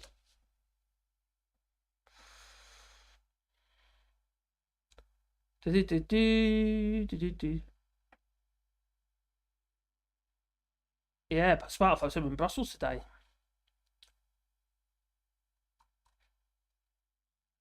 Mark McGurk says imperial, inches, feet, yard, pole, perch, rod, chain, furlong, mile. What the hell it's all about? Yeah, exactly. It's a nightmare. But basically just talking about measurements really. But that's bad enough. Just to get that little point thing, little crown on the point. It's pointless. It's just a load of stuff. It's absolutely pointless. There's nothing there that people are going to gain from. Ordinary people are going to gain from that. I've never given it a second thought. I didn't even notice, to be honest, that it wasn't there. It's got nothing to do with the EU. I don't know what it's to do with. It's to do with people buying their glasses. So it's probably made in the EU, from the EU. For the EU market, it's probably the same glasses. They're probably the 500 mils, aren't they? Something stupid. What's a pint? 568 millilitres a pint. Remember rightly? Who's Zebedong there, Thomas? Rosemary, let's go flying. Flap those arms. Yes, that reminds me actually of somebody who phoned in to James O'Brien's show several months ago, if not over a year ago, at the beginning, well, years ago actually. And he was going on about Brexit, how great it was, now all you've got to do is believe. And so James O'Brien asked him, so if you jumped out of an aeroplane without a parachute, do you think you'll survive? Something like that anyway. And this bleeding guy, he says, yes, I do. You've only got to believe. Ain't gonna work, I can tell you. Nope. Oh, a blackjack. Oh my god, old blackjack. We talk about the chews. Oh, blackjack chews. For a farthing. God. I can remember halfpenny. Yeah, halfpenny. I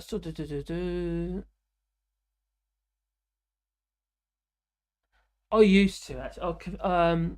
Okay. Abnormal Abner says, fess up. Who still converts litres to litres per where is it gone? I've lost it now. It jumped up. Where is it gone? Oh, here we go. Fess up. Who still converts litres per kilometre to miles per gallon? Now, I used to do that when I first came out, but we now do everything in kilometres because it's easier. It's easier because everything here is in kilometres. So we just everything by the kilometres now. But I did do it, miles per gallon for years. Still remember bits of it. Sorry. Liz probably. I speak strange too. Liz Truss speaks strange. Has she had a? Well, I don't know. She has got. If you look at pictures of her, this is a bit. I don't want to make fun of people just because they look like. Because quite frankly, I'm a bit of an oddball. I'm like Odd Job. You remember Odd Job? But she has got a bit of a drop on one side of her face. She might have stroke. I don't know. But if you look at her when she was younger, she was normal looking. She doesn't look normal now. But I might be just saying that because I just don't like her. Because I don't like her, I just poke fun at her. Yeah, I don't like her. She's not nice. As you know, Liz Truss, her parents were hard left, Labour. She was in the Liberal Democrats. And then she goes into Conservatives. So she'll go wherever she thinks she's going to have her own nest, basically. 1 minute she's a Remainer. Make statements as such, regarding making sure kids are all, could benefit from the European Union in her statements, you'd say. And then, there's an opportunity here. I'm now a Leaver. Turncoat. That's what she is. Trustless Truss. Trustless Truss. Oh, leaders to courts and to go. Oh my God! Now you're talking. Planes have crashed because the wrong measuring system was used. Blimey.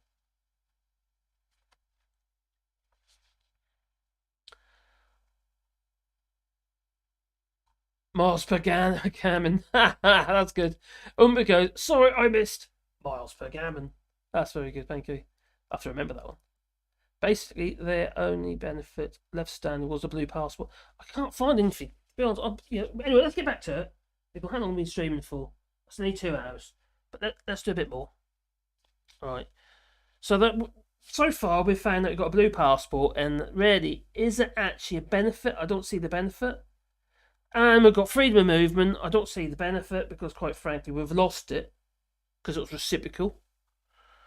And this statement here about 57 billion more for our NHS. That's a crock of. I was going to swear. That's a Kipper. One of them.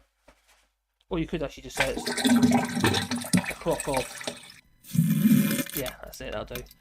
Because quite frankly, That isn't money that's been gained by leaving the EU, because leaving the EU has been costing about 700 million, was it 700 or 800 million a week in lost trade revenue. So there's a huge loss. The money, the extra that's been given to the NHS is pretty much gone in the back pockets of PPE. You know, like Matt Hancock's friends and his buddy that lives next door, who makes plastic boxes for McDonald's or something like that. Now makes vials or something for the NHS. He's I think he was interviewed by James O'Brien a while back. I can't remember when it was now. Actually, I heard a clip of it today actually, and he was actually phoning from the bloke who lived next door to Matt Hancock, and he was saying that his business was worth just under $250,000 before this contract. And this contract was 40 million. Now, if that ain't a little bit fishy, I don't know what is. Whether or not he was behaving, as in the guy who owns the business, incorrectly, I don't know. I can't say. But Matt Hancock knew what he was doing. He got preferential treatment. Must have done. So, anyway, this £57 billion isn't money that's been saved because of the money from the payments into the EU. No. It's been put into debt and converted into bonds and stuff. Andrew Bailey, what's he been doing? He's been making money, digital money, and buying bonds with it. Stuff intangible. So I'm not even bother reading that one because it's ridiculous. Establishing our own... Well, it's all ridiculous. Establishing our own subsidy regime to support British businesses and innovation. You could have done that before. That was all rubbish. That was all lies. We have greater freedom to design subsidies which deliver both local and national objectives, including the economic recovery, levelling up and net zero. For example, to support research and development. Well, you're going to need to support research because you're going to be testing on all those animals, aren't you? And development. While providing certainty for business investment, supporting fair competition by preventing harmful or distortive subsidies. This is rubbish. Absolute rubbish. Reforming and simplifying our public procurement rules so that the public sector can buy more local goods and services. In theory, that's a quite good thing, because obviously keeping the money local. How's it going to work? You know, it's all very well saying about support local businesses. We're struggling to find people to do the work that we've got at the moment. We can't even get people to pick fruit in the fields. We're going to do something to make it more people. Get busy. Go on. Get your kipper out. Yeah, go and get it out. Kipper! Yeah.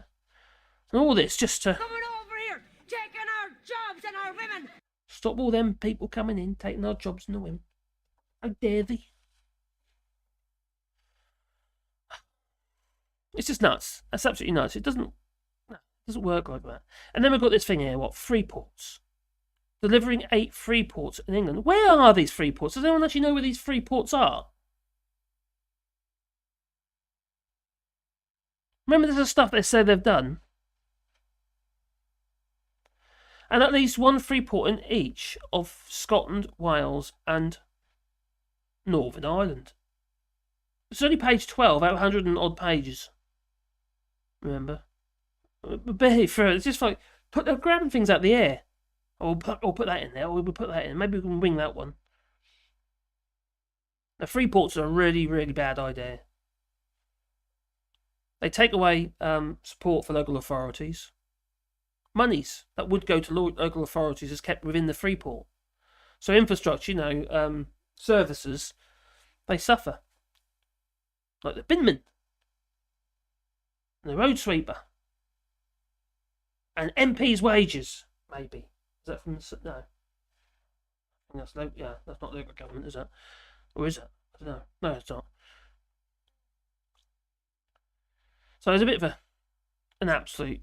Oh, it's ridiculous. The idea that Freeport's going to work in the UK when, quite frankly, they got rid of them in 2012. Oh, that was under Cameron, wasn't it? And now we're talking about doing Freeports again. 8 Freeports. Now, it's possible that one Freeport could work, provided it's not going to take away, funding from local communities. They're out in the sticks somewhere. Build an island like China does. Maybe Holyhead is the place to do it. Anglesey. But what problem is, though, you have Freeports, more than one Freeport in the country. They compete with each other. Create this trade war within the Freeports, or between the Freeports. Sorry. So eligible businesses in our Freeports will have access to a suite of tax reliefs for asset holding companies, so you can extract money. Simplified customs arrangements. Remember, you've still got to have customs arrangements with, say, the EU. Remember, they are our closest trading partner. A supportive planning environment, and a support to innovate. Freeports are being developed at East Midlands Airport, Felixstowe and Harwich, Humber, Liverpool, the City region, Plymouth and South Devon, Solent, Thames and Teesside. A total of 200 million seed capital funding will be provided. Is that enough money? How is that enough money? So really what they're going to do is they're going to put it on industry to pay for it. That's only if I can work out. Maybe they're going to provide the framework for the Freeport, but it'll be down to industry to build the Freeports, because 200 million is on eight Freeports. How the hell is that going to work? It's not, is it? So back in control of our VAT rates. Okay. There's nothing to say they're not going to put VAT up. Is there?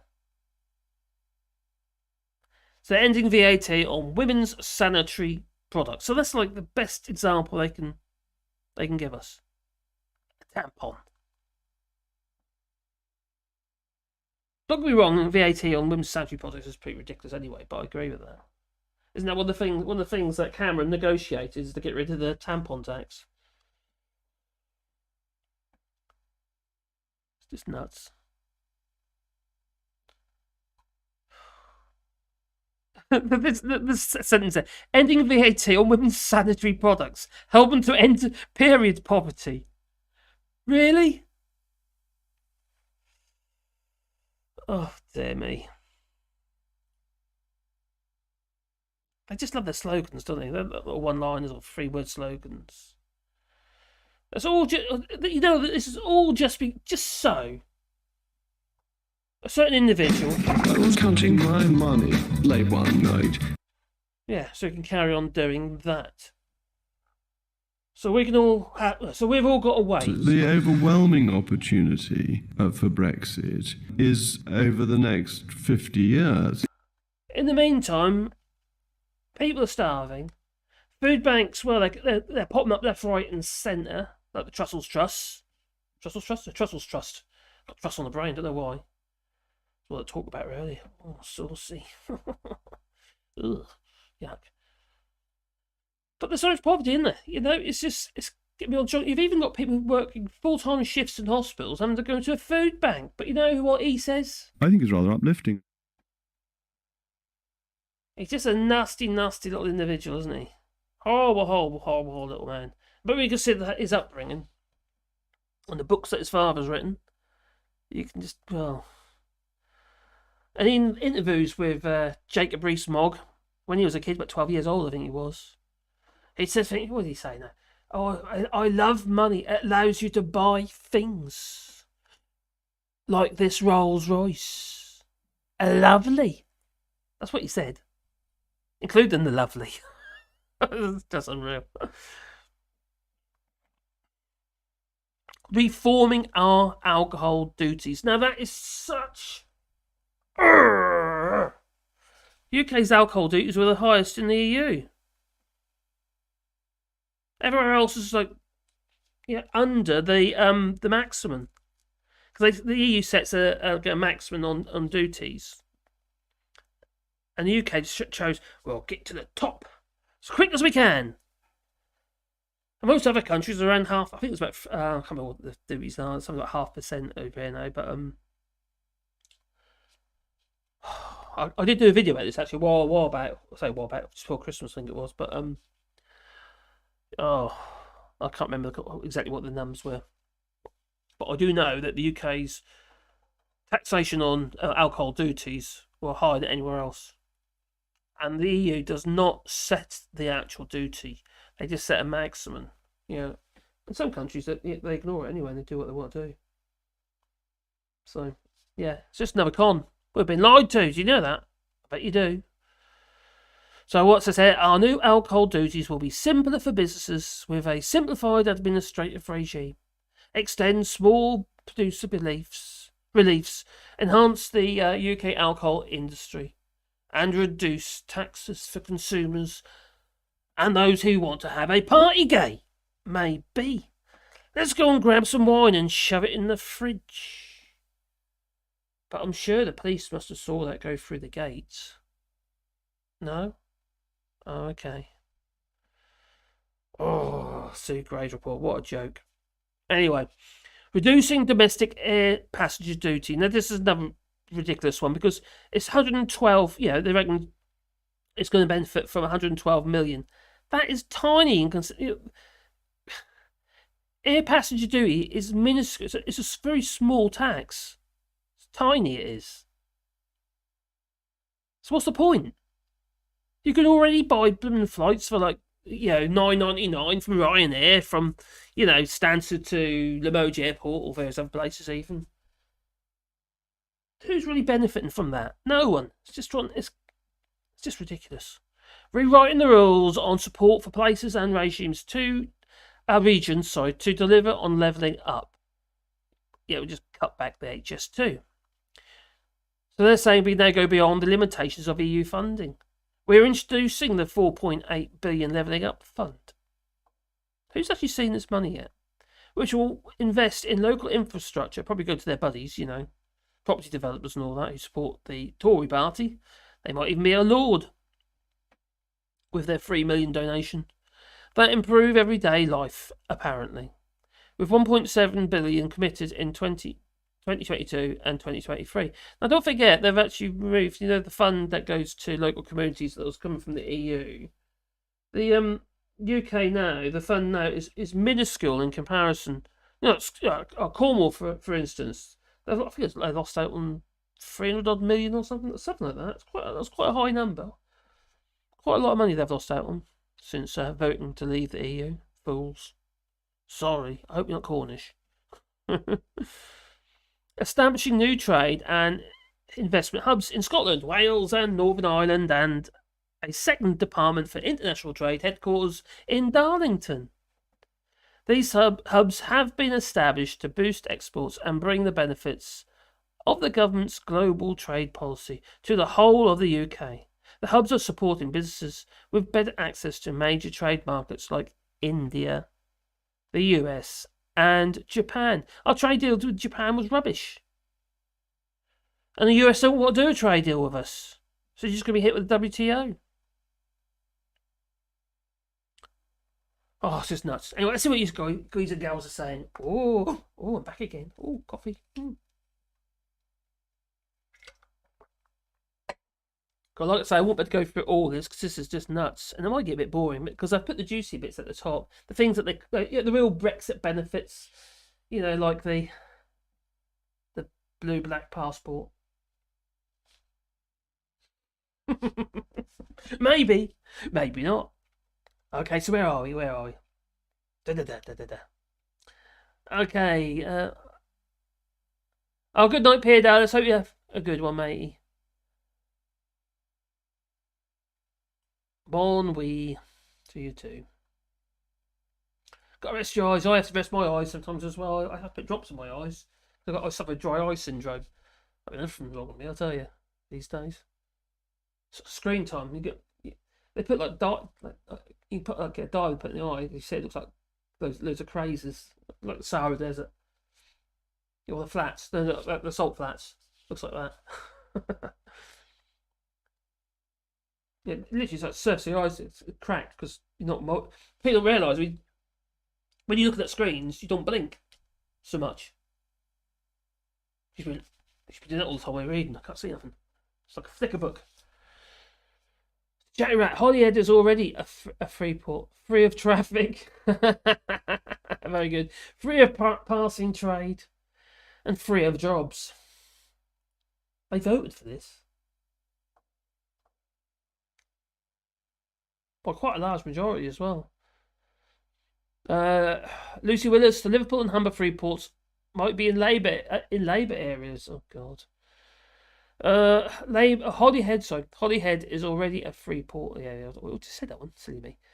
Who Zebediah Thomas says free ports that offload cargo with no paperwork. Yep.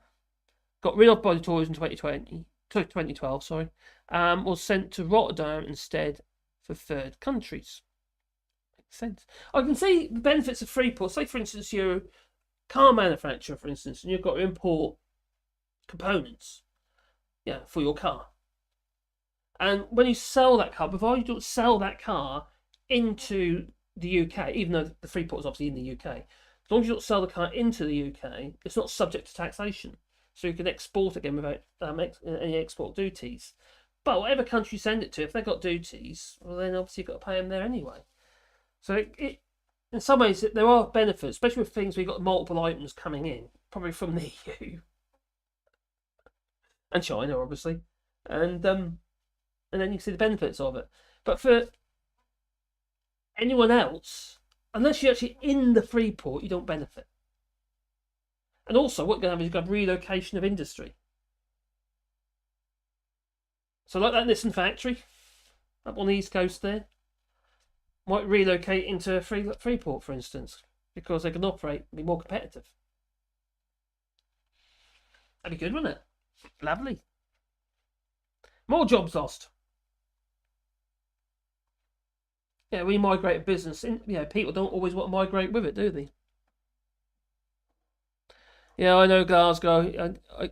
I feel your pain, buddy. Got to get out of this union. And even the union, is it? A union means that you're holding hands and, you're taking care of each other. Instead, you've got... So, let's talk facts. The Prime Minister has told the House that all guidance was completely followed. But it wasn't. No.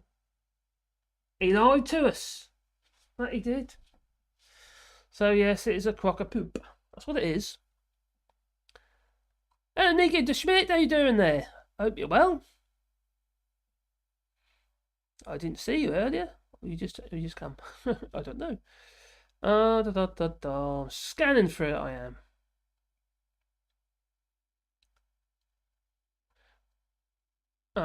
Smartfly says reducing domestic air passenger duty, i.e., I don't look at the disconnection of the North yet.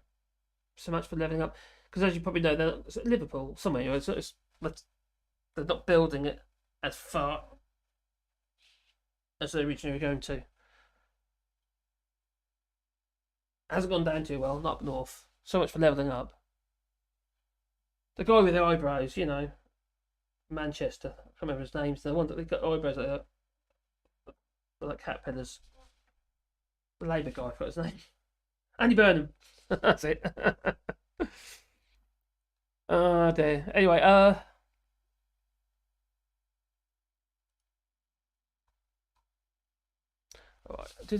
So what I need it to be a lot bigger. I don't know. Is there a way? Can I make it bigger? I'm talking to the chat there, is all. Oh, you can make it bigger. Oh, I can see it. Oh, wish I knew that before. Oh, that's loads better. Okay. I could even do that, so it looks like I'm looking more at you. Right, so what we've got here. Razormouth says Schiphol of the Netherlands. Nuts Airport have 7 runways. One of them, the other side of the motorway, bigger, going over a bridge. Okay. Spotify, so breakfast benefits, blue passport, and cheap tampons. Yes, the rest is a lie. Pretty much, you knocked it on the head. Tax-free tampons and blue passports. How is that even benefit of it? How is that benefit? Where is the benefit in that?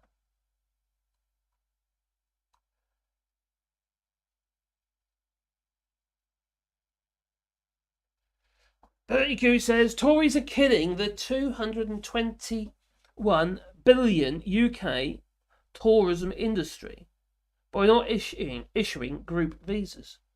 Right, that's nuts.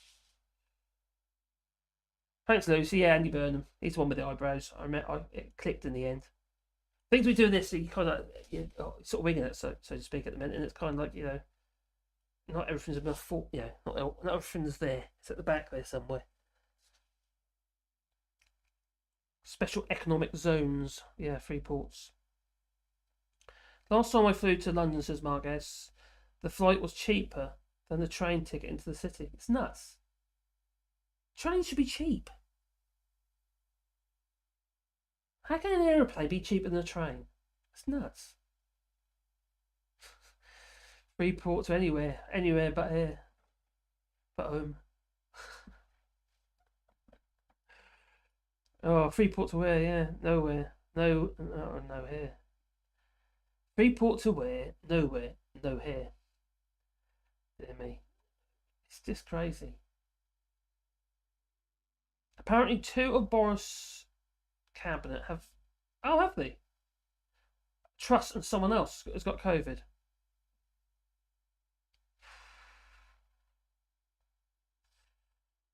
Are the anti-vaxxers? Because let's hope. Oh, I shouldn't say that. Oh, talking about anti-vaxxers. Oh, God, what's his name again? Who's the blonde idiot who tried to stand to be Mayor of London or something? What's his name? Oh, crikey, that actor geezer. Damn it, can't remember his name. Anyway, he got COVID. Poor thing, he's taking some worming tablet at the minute, apparently. Well, he took a picture of himself with the worming tablets on his forehead. Looking all sweaty, he looked like he's half dead actually already. Oh, crikey, what is his name? Someone tell me what his name is. Anna Glasgow. Oh, thanks. Cheers, buddy. Gotta go. Cheers, buddy. Yeah, good night, mate.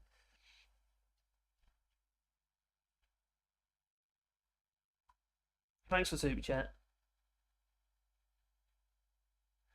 Now, apparently, I've been told that I've got to go to the UK to visit my granddaughters. Not that I want to, I don't. But I might stream it. I don't know. Maybe. I got to a point that I really do not want to go there. Mr. Fox, that's it, Lawrence Fox. Thank you very much. Thanks for that, buddy. Yeah, he's he's got COVID. The actor, sort of actor. Yeah, I think he played part of a Nazi in one of his films, didn't he? Made a very good Nazi, I must say. If that's what, yeah, I think that's right. Seems appropriate, anyway. Blonde idiot. Yes, he is a blonde idiot, yes. Oh dear. And Sparkfly says to Joe and Marios, love your country. Yes, Mr. Fox. He's awful. Yeah. Irritating neighbour. Are you talking about the UK? It's a bit of an irritating neighbour at the moment, and I'm sure we didn't used to be always this bad, did we? It's just got to be on the joke, isn't it? I hate to say it, but Margaret Thatcher had more dignity than Boris Johnson. I'm just saying something, isn't it, Even Portugal has one internal customs border. Yep. He has worms, not COVID, then. Oh, Lawrence, yeah. Nicholas Smith, Angela Richardson. Is that the other person who got the COVID? My great-grandparents' name was Willis. Oh.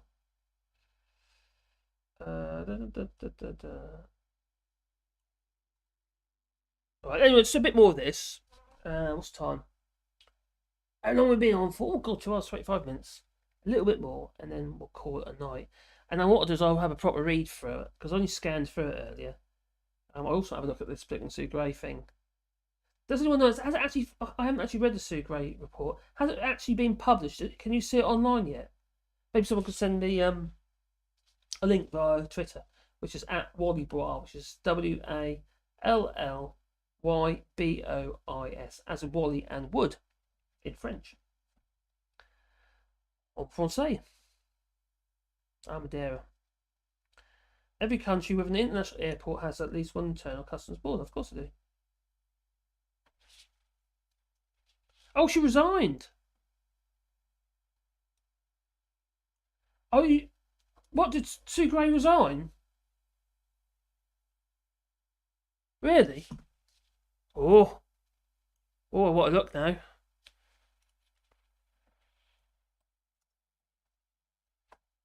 That'll be in the news.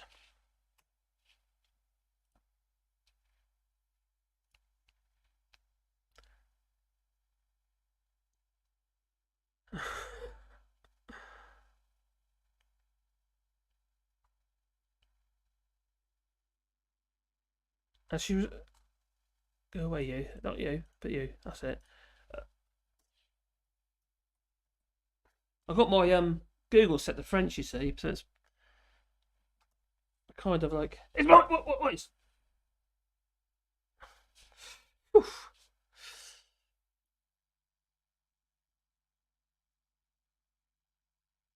No. I don't think she's resigned. Is that what you meant? Or is it... You winded me up, didn't you? You bugger. Well, yeah, well, she actually believed in Europe. She obviously wanted things to be changed in the EU. It's all about Margaret Thatcher, but she did believe in it. She believed in the concept of it. You know? The old milk snatcher. So the flight from Edinburgh to Cardiff costs you £80, but a train would have cost you £150. At the same in the evening. That's nuts. So it's out of hours as well, isn't it? So regarding the train, it's not peak time, is it? It's in the evening.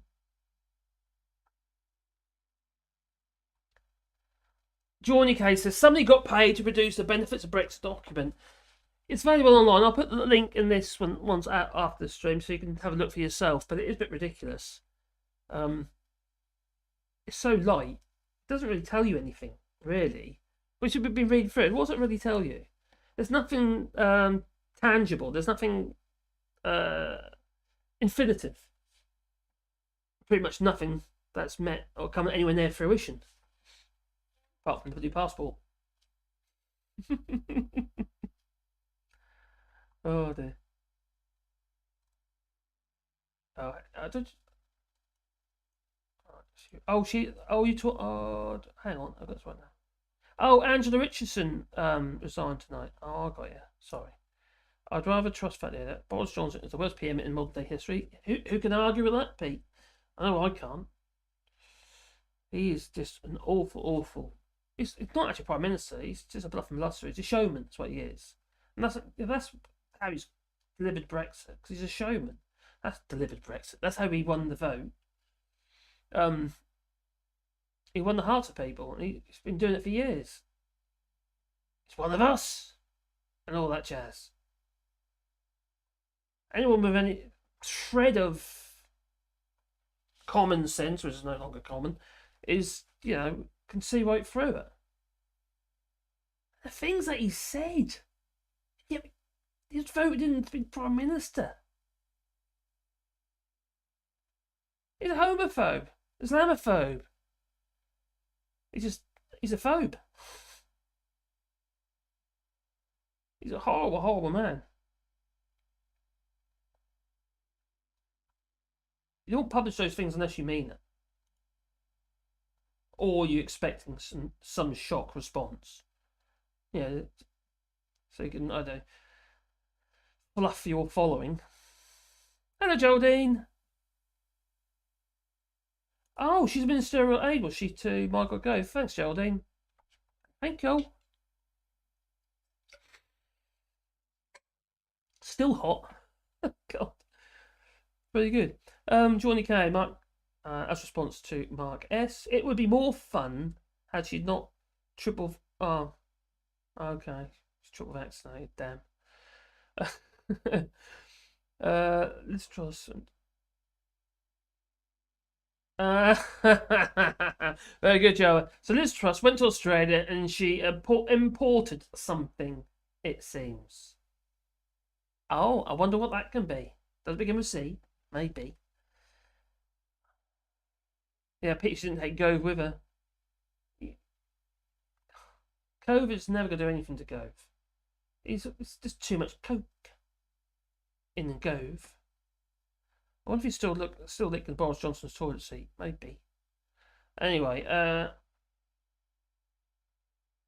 5 to 6 o'clock, high train rates. Crikey.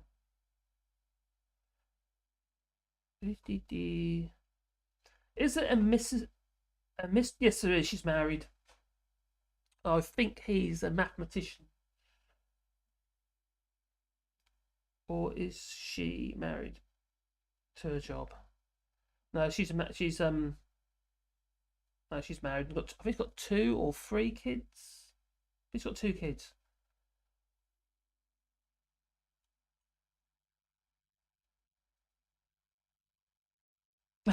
Okay.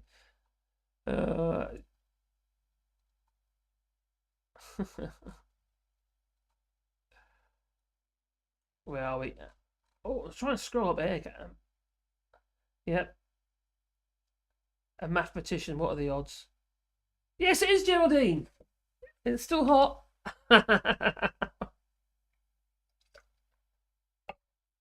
And must be down to there. Yeah, must be down to there by now. So it's yeah, it's still hot. Not as hot as it was, but it's still hot. Good night, Jane dear. Well, I'm gonna be signing off in a minute. I won't have a proper read through this. 2 or 3, and I think I think she's still got the same husband as well. So I think she's a family kind of woman, I suppose. I don't know. She's just a go-getter, isn't she? She just go, changes with the wind. Wasn't a born. He might have 21 Grand Slam. Sure, that's right. Wasn't a Top Gear episode where Clarkson exported English muff to India? Maybe this did the same. That's just wrong. Thank you, Bertie. Oh dear. Oh no, your battery's down to 4%. Might be. Oh. Yeah, he's an accountant, is he? Okay, so he's not actually a mathematician. He's an accountant. So he's I don't know if he's certified or whatever. Chartered accountant, maybe. I don't know. That would make more sense, Johnny. Blame it on. Sorry if I'm a bit inaccurate sometimes, but this things are just plucking at my head. I blame it on my French blood. My German says be correct, and the Portuguese side just laughs. Oh, okay. I blame it on my. Oh, I see.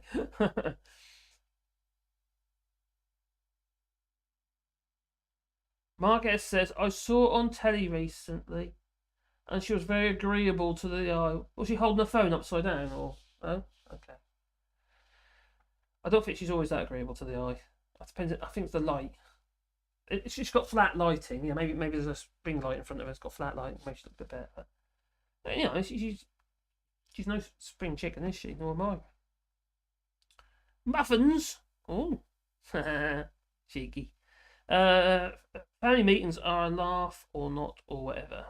Yeah, I'm not. Yeah, I'm not great with that sort of thing, to be honest. Estonia. The Estonian PM ain't better. Oh God! Look, is this some kind of chart though? Oh, she's bad. Oh, she's bad. Oh. Yeah, bunch of kippers. Oh dear. My great aunt kicked with the other foot like Cressida. Lived with her other half. It was like having another uncle. Jolly hockey sticks. Phyllis. Ooh. Yeah. Well, that woman is. You're talking about Cressida Dick. She's. Something not quite right there, isn't there? Behind this. given their, can you not publish everything because we want to, we need to investigate you. Don't publish it all, no, because we need to investigate you. It's just rubbish, isn't it? It's the whole thing is just rubbish.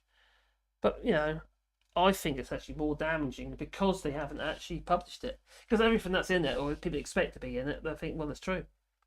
Everything people have been saying, oh, it's true. There's nothing to counteract it. We already know there's other stuff in it because they said there's other stuff in it that hasn't been published or isn't in the report. So they told us because of the police investigation.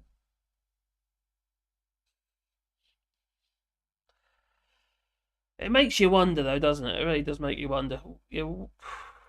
What does it take to unseat a Prime Minister like Boris Johnson? Theresa May, she left, didn't she? Opened it up to Boris Johnson. She's partly to blame. She should have hung on, but then she was pushed out.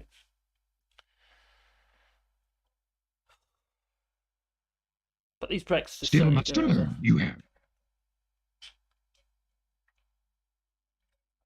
Well, I'm getting tired, you can probably notice. And I might have to make a move. But first of all, let's see what you've been saying, and then I'll have a read that. I'll try and get hold of a copy of that Dick and Gray report and read through that and see if we've been pulling. There's no benefits to Brexit. We already knew that, to be honest. I can't see any in there. These are things they said they've already done. There's no point talking about stuff they're talking about doing unless it's actually done. How's it a benefit if it isn't done? If it doesn't come to fruition, who benefits? Nobody. Nobody at all. No, I was hoping that I'd like Sue Gray to resign and then maybe go to another country somewhere where she can't be got by the Secrets Act that she's probably signed, and tell everybody. Maybe a Snowden, a leak. She could be the next Snowden. We call her the Grey. Oh, should be less of a Kipper.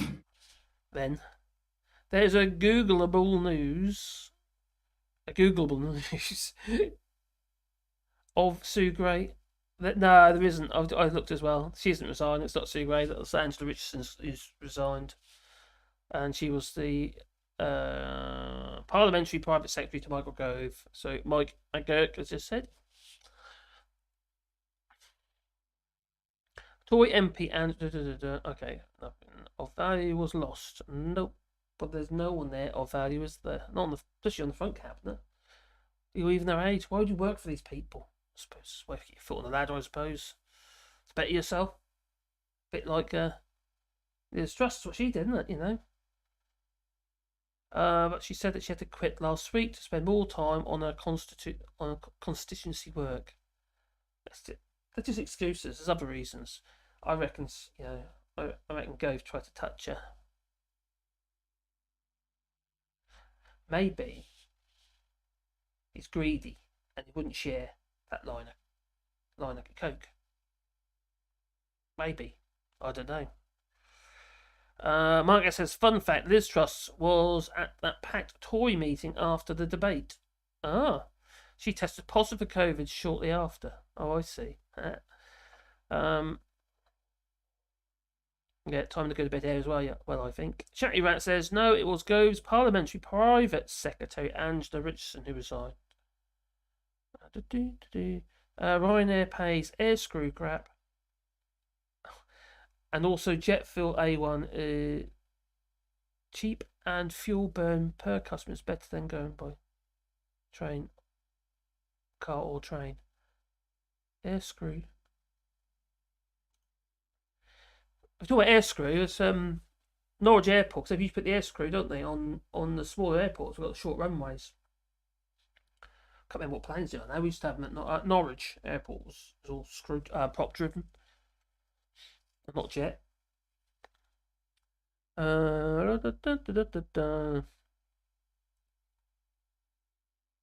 Abnormal Abba says, shows how buggered we are. Yes, we're scuppered because we're talking about Margaret Thatcher.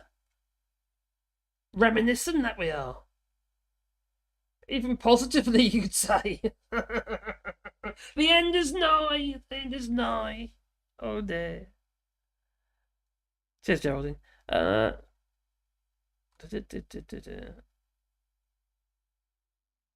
Ooh, that's jumped up again. Come back down here, you. Time for more medication. Ooh, is it a bit... Oh, okay. Is it a suppository? Maybe.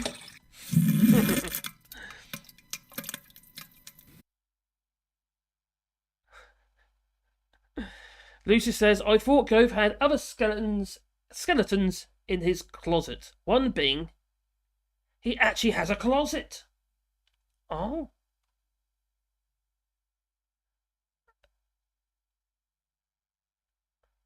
Razormouth says, at one point I asked them why they blame their guys talking about them while they do it to add extents. Sorry, I don't understand that. They just laughed and said we kept them on their toes.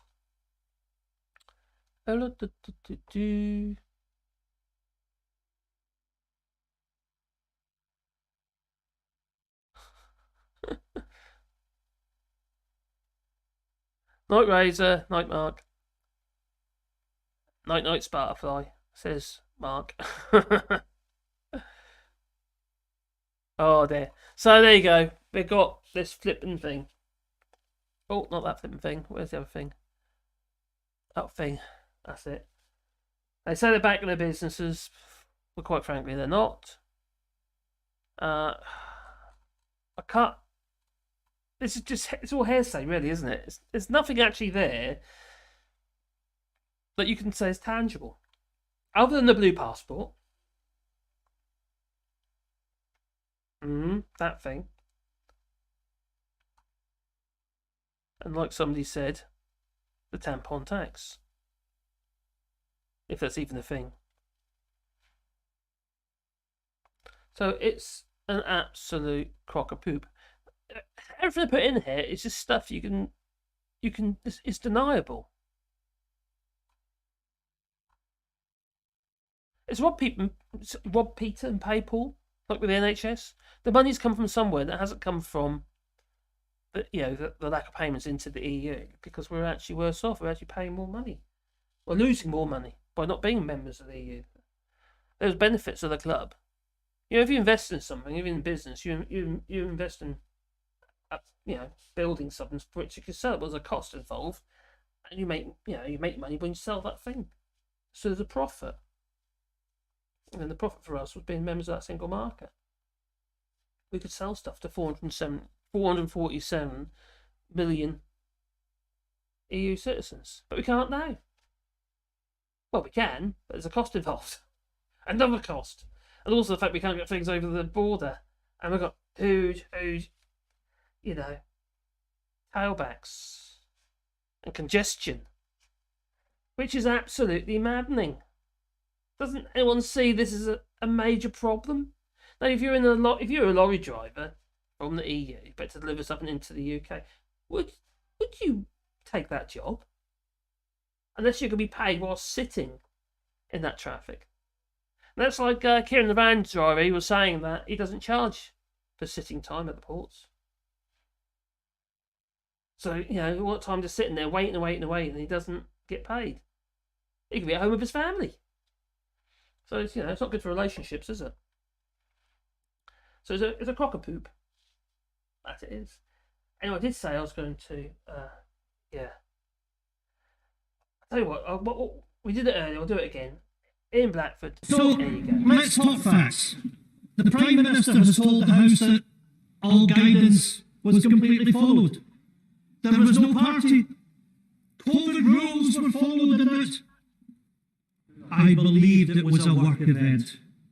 Nobody believed him then. And nobody believes you now, Prime Minister. That is the crux. No ifs, no buts. He has willfully misled Parliament. It's bad enough. Inadvertent. misled the House would be acceptable. Misled the House is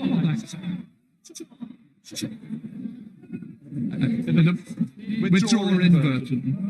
The Prime Minister inadvertently told the House on the 8th of December that no parties had taken place and then had to admit that they had. What the public see is a man who has debased the office of Prime Minister, shrinked responsibility, dogged accountability and blamed his staff at every turn, presided over sleaze and corruption and tainted the very institutions of the state. In short, Mr. Speaker, this is a man. Well, they can laugh, but the public know. The public know this is a man they can no longer trust. He has been investigated by the police. He misled the House. He must now resign. Order. You'll have to withdraw that last comment. Mr. Speaker, I gave the evidence of the 8th of December. Order. You're going to have to withdraw misled. Mr. Speaker, the Prime Minister has misled the House. Unless you withdraw, I'll have to stop, and that's not good. Just withdraw the words. I'm standing up to my constituents that know that this Prime Minister has lied and misled the House. Give me the paper. Give me the paper. Inadvertently misled. I'll give you one more chance. As leader of the SNP, I don't want to have to throw you out. I'm going to give you this chance. Please. Please to power. That man has misled the House.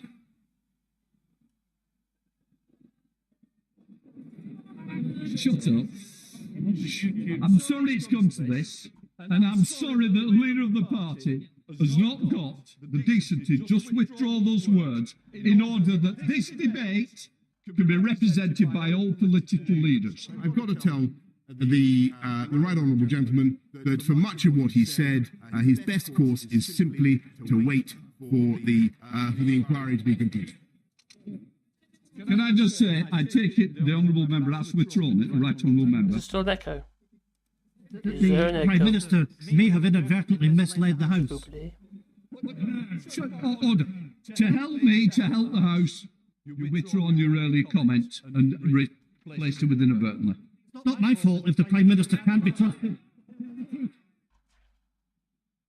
Under the COVID regulations impose... I order the honourable member to withdraw immediately from the House. From the House. Rivera, it's all right, we don't need to bother. Right, let us move on. The COVID regulations. Oh, sorry about that. Did you say that there's an echo on that? Johnson is like a jelly baby, so he likes jelly babies. Michael goes, Dad owned a fishing business, so there's nothing enjoys more than sucking on a fisherman's friend. Ugh. Okay.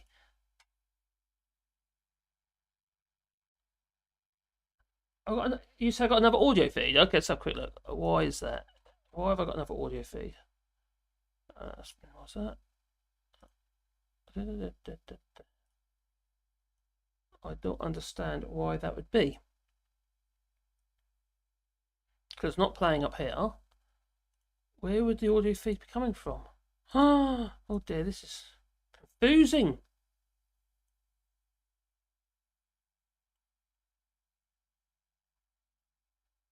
Yep, you're right. It's a bit of a kindergarten. There's a bit of an echo. So when okay, so when I was playing that, there was an echo. So where's the echo? So let's talk facts. The Prime Minister has told the House that all guidance was completely followed. I can't see any audio feeds coming up. Anyway. Oh dear.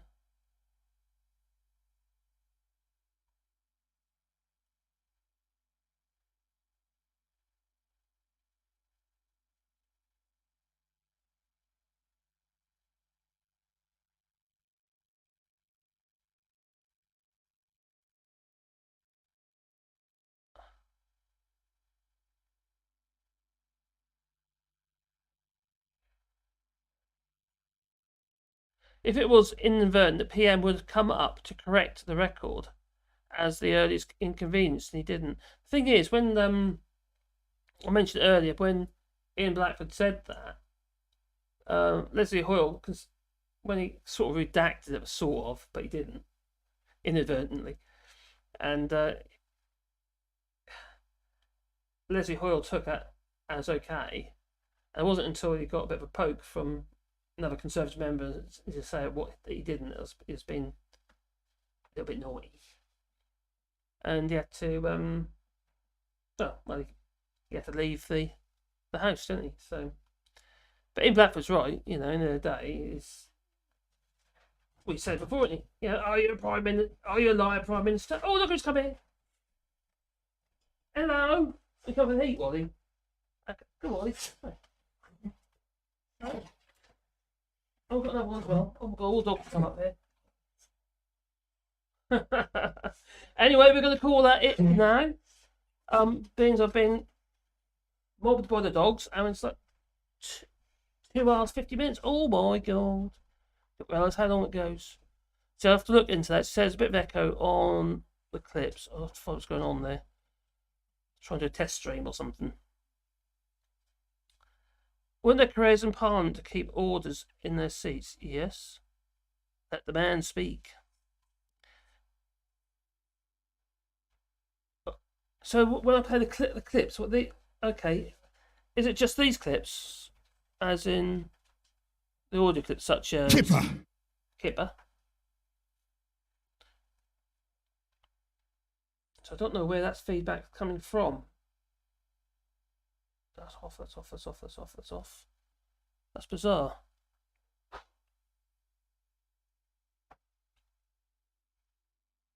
I nearly got the sound right. Oh, hello, Lucy. Doggies, yes. Where are they now? They're all sitting in front of the fire over there. But they don't want to come to me. Or they just want to look at me. Oh, okay. Let's see if I grab him. I'll get him by his jeebus. Come on. There, come on. What's that now? Not bent your head. Well, Sebastian. Oh, you feel. Oh, crikey, okay. You can help. Kippers are fine. So hopefully the sound effects are fine. It's from the Stream Deck for some reason. Oh, not like Bertie. I'm gonna go to bed as well. Well, yeah. He's I think he's 10 now, 10, 11. What are you doing? he's a mountaineer. You're mountaineering. What are you doing all the way up there, Sebastian? This is not where you go. Don't knock anything off, will you? Oh god, and keep that thing out of my face. Yeah, put that down there. That's it. Now you come. How's that? Okay. He's a lovely boy. Prediction: there will be more scandals. Yep.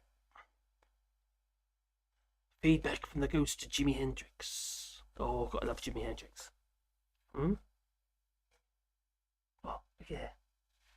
Oh, God's sake. No, buddy. No, they're not in the ground yet. What we've done is we've started to clean them up and trim the roots and the branches. And we've got to dig a load of holes by hand. Silver birch trees plant, silver birch bark can be used as paper. It can, yeah.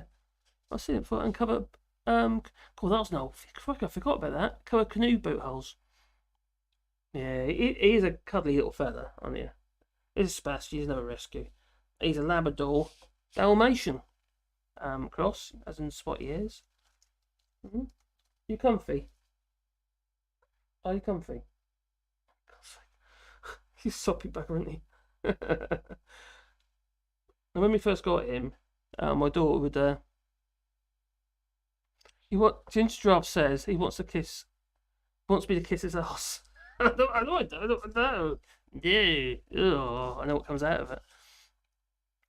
But my daughter used to carry him around everywhere, and he's turned into a right soppy old thing. He doesn't like water though. Yeah. He's got his Labrador and Dalmatian, aren't you? Soppy. He is a cutie, isn't he? That's Wardy's 12th birthday yesterday. That was me laying down in front of the fire. So yeah, I am going to have to call it a night. What are you doing now, Sebastian? What are you doing? What? You're trying to get comfortable? No? Wait. It's like having a child. Oh, is that what you want, is it? You just want cuddle? You hear him breathing. He's right near the microphone. You'll get down. Because I need to end the stream. Because I'm so tired. What time is it? What's time? Oh, well, it's 8 past midnight. In France. En France. There you go. You go down, you go. And that I'm actually covered in hair. So you think about having dogs, they're hairy. Like me. Oh, crikey. Well, thank you very much for everybody that's joined. Yeah, 3 hours. Carol said to me, so we could do, she got about an hour and a half. So I said, probably about 2. Ends up being 3. Good night, Geraldine. Good night, Jeremy. How you doing, buddy? Didn't see you there. Yeah, I'm going to do Sundays. I'll try and keep Sundays as best I can. So should do one next Sunday. I'm hoping to get all these gubbins kind of, set up right. I hope we get rid of that echo. So let's talk facts. On that. So that's not great, is it? The COVID regulation. This is one that gets me. It's a bit nuts. That's quite a good little device. We can kind of you can make it trigger all sorts of stuff. So it's fine that I've prepared myself and got all the stuff together. Hey, Bad Bunk, how you doing, buddy? Didn't know you were here. Ask us to forgive me. To forgive you for keeping you. Ask the missus to forgive us for keeping you.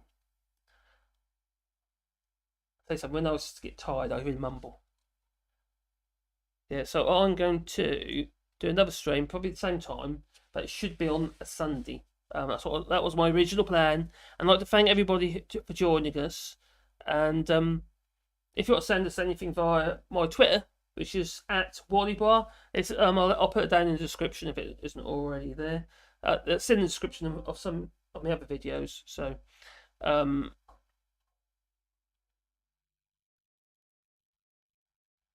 it's feedback from my microphone.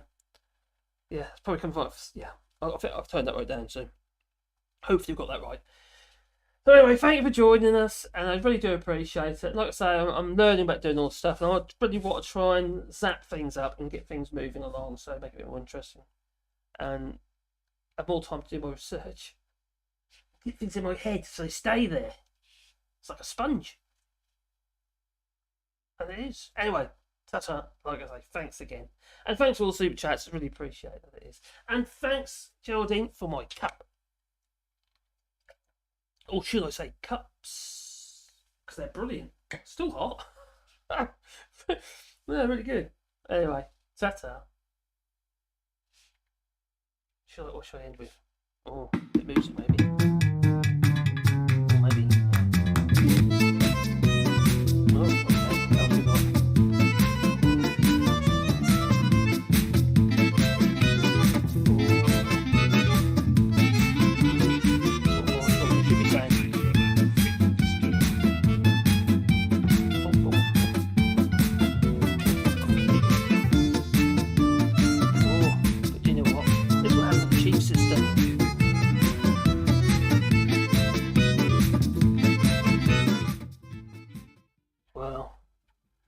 I suppose we better go. And stop playing with your buttons. Ta-ta. Oh, where is it? It was down here somewhere. There we go. Ta-ta. Oh, you'll not be able to reconnect.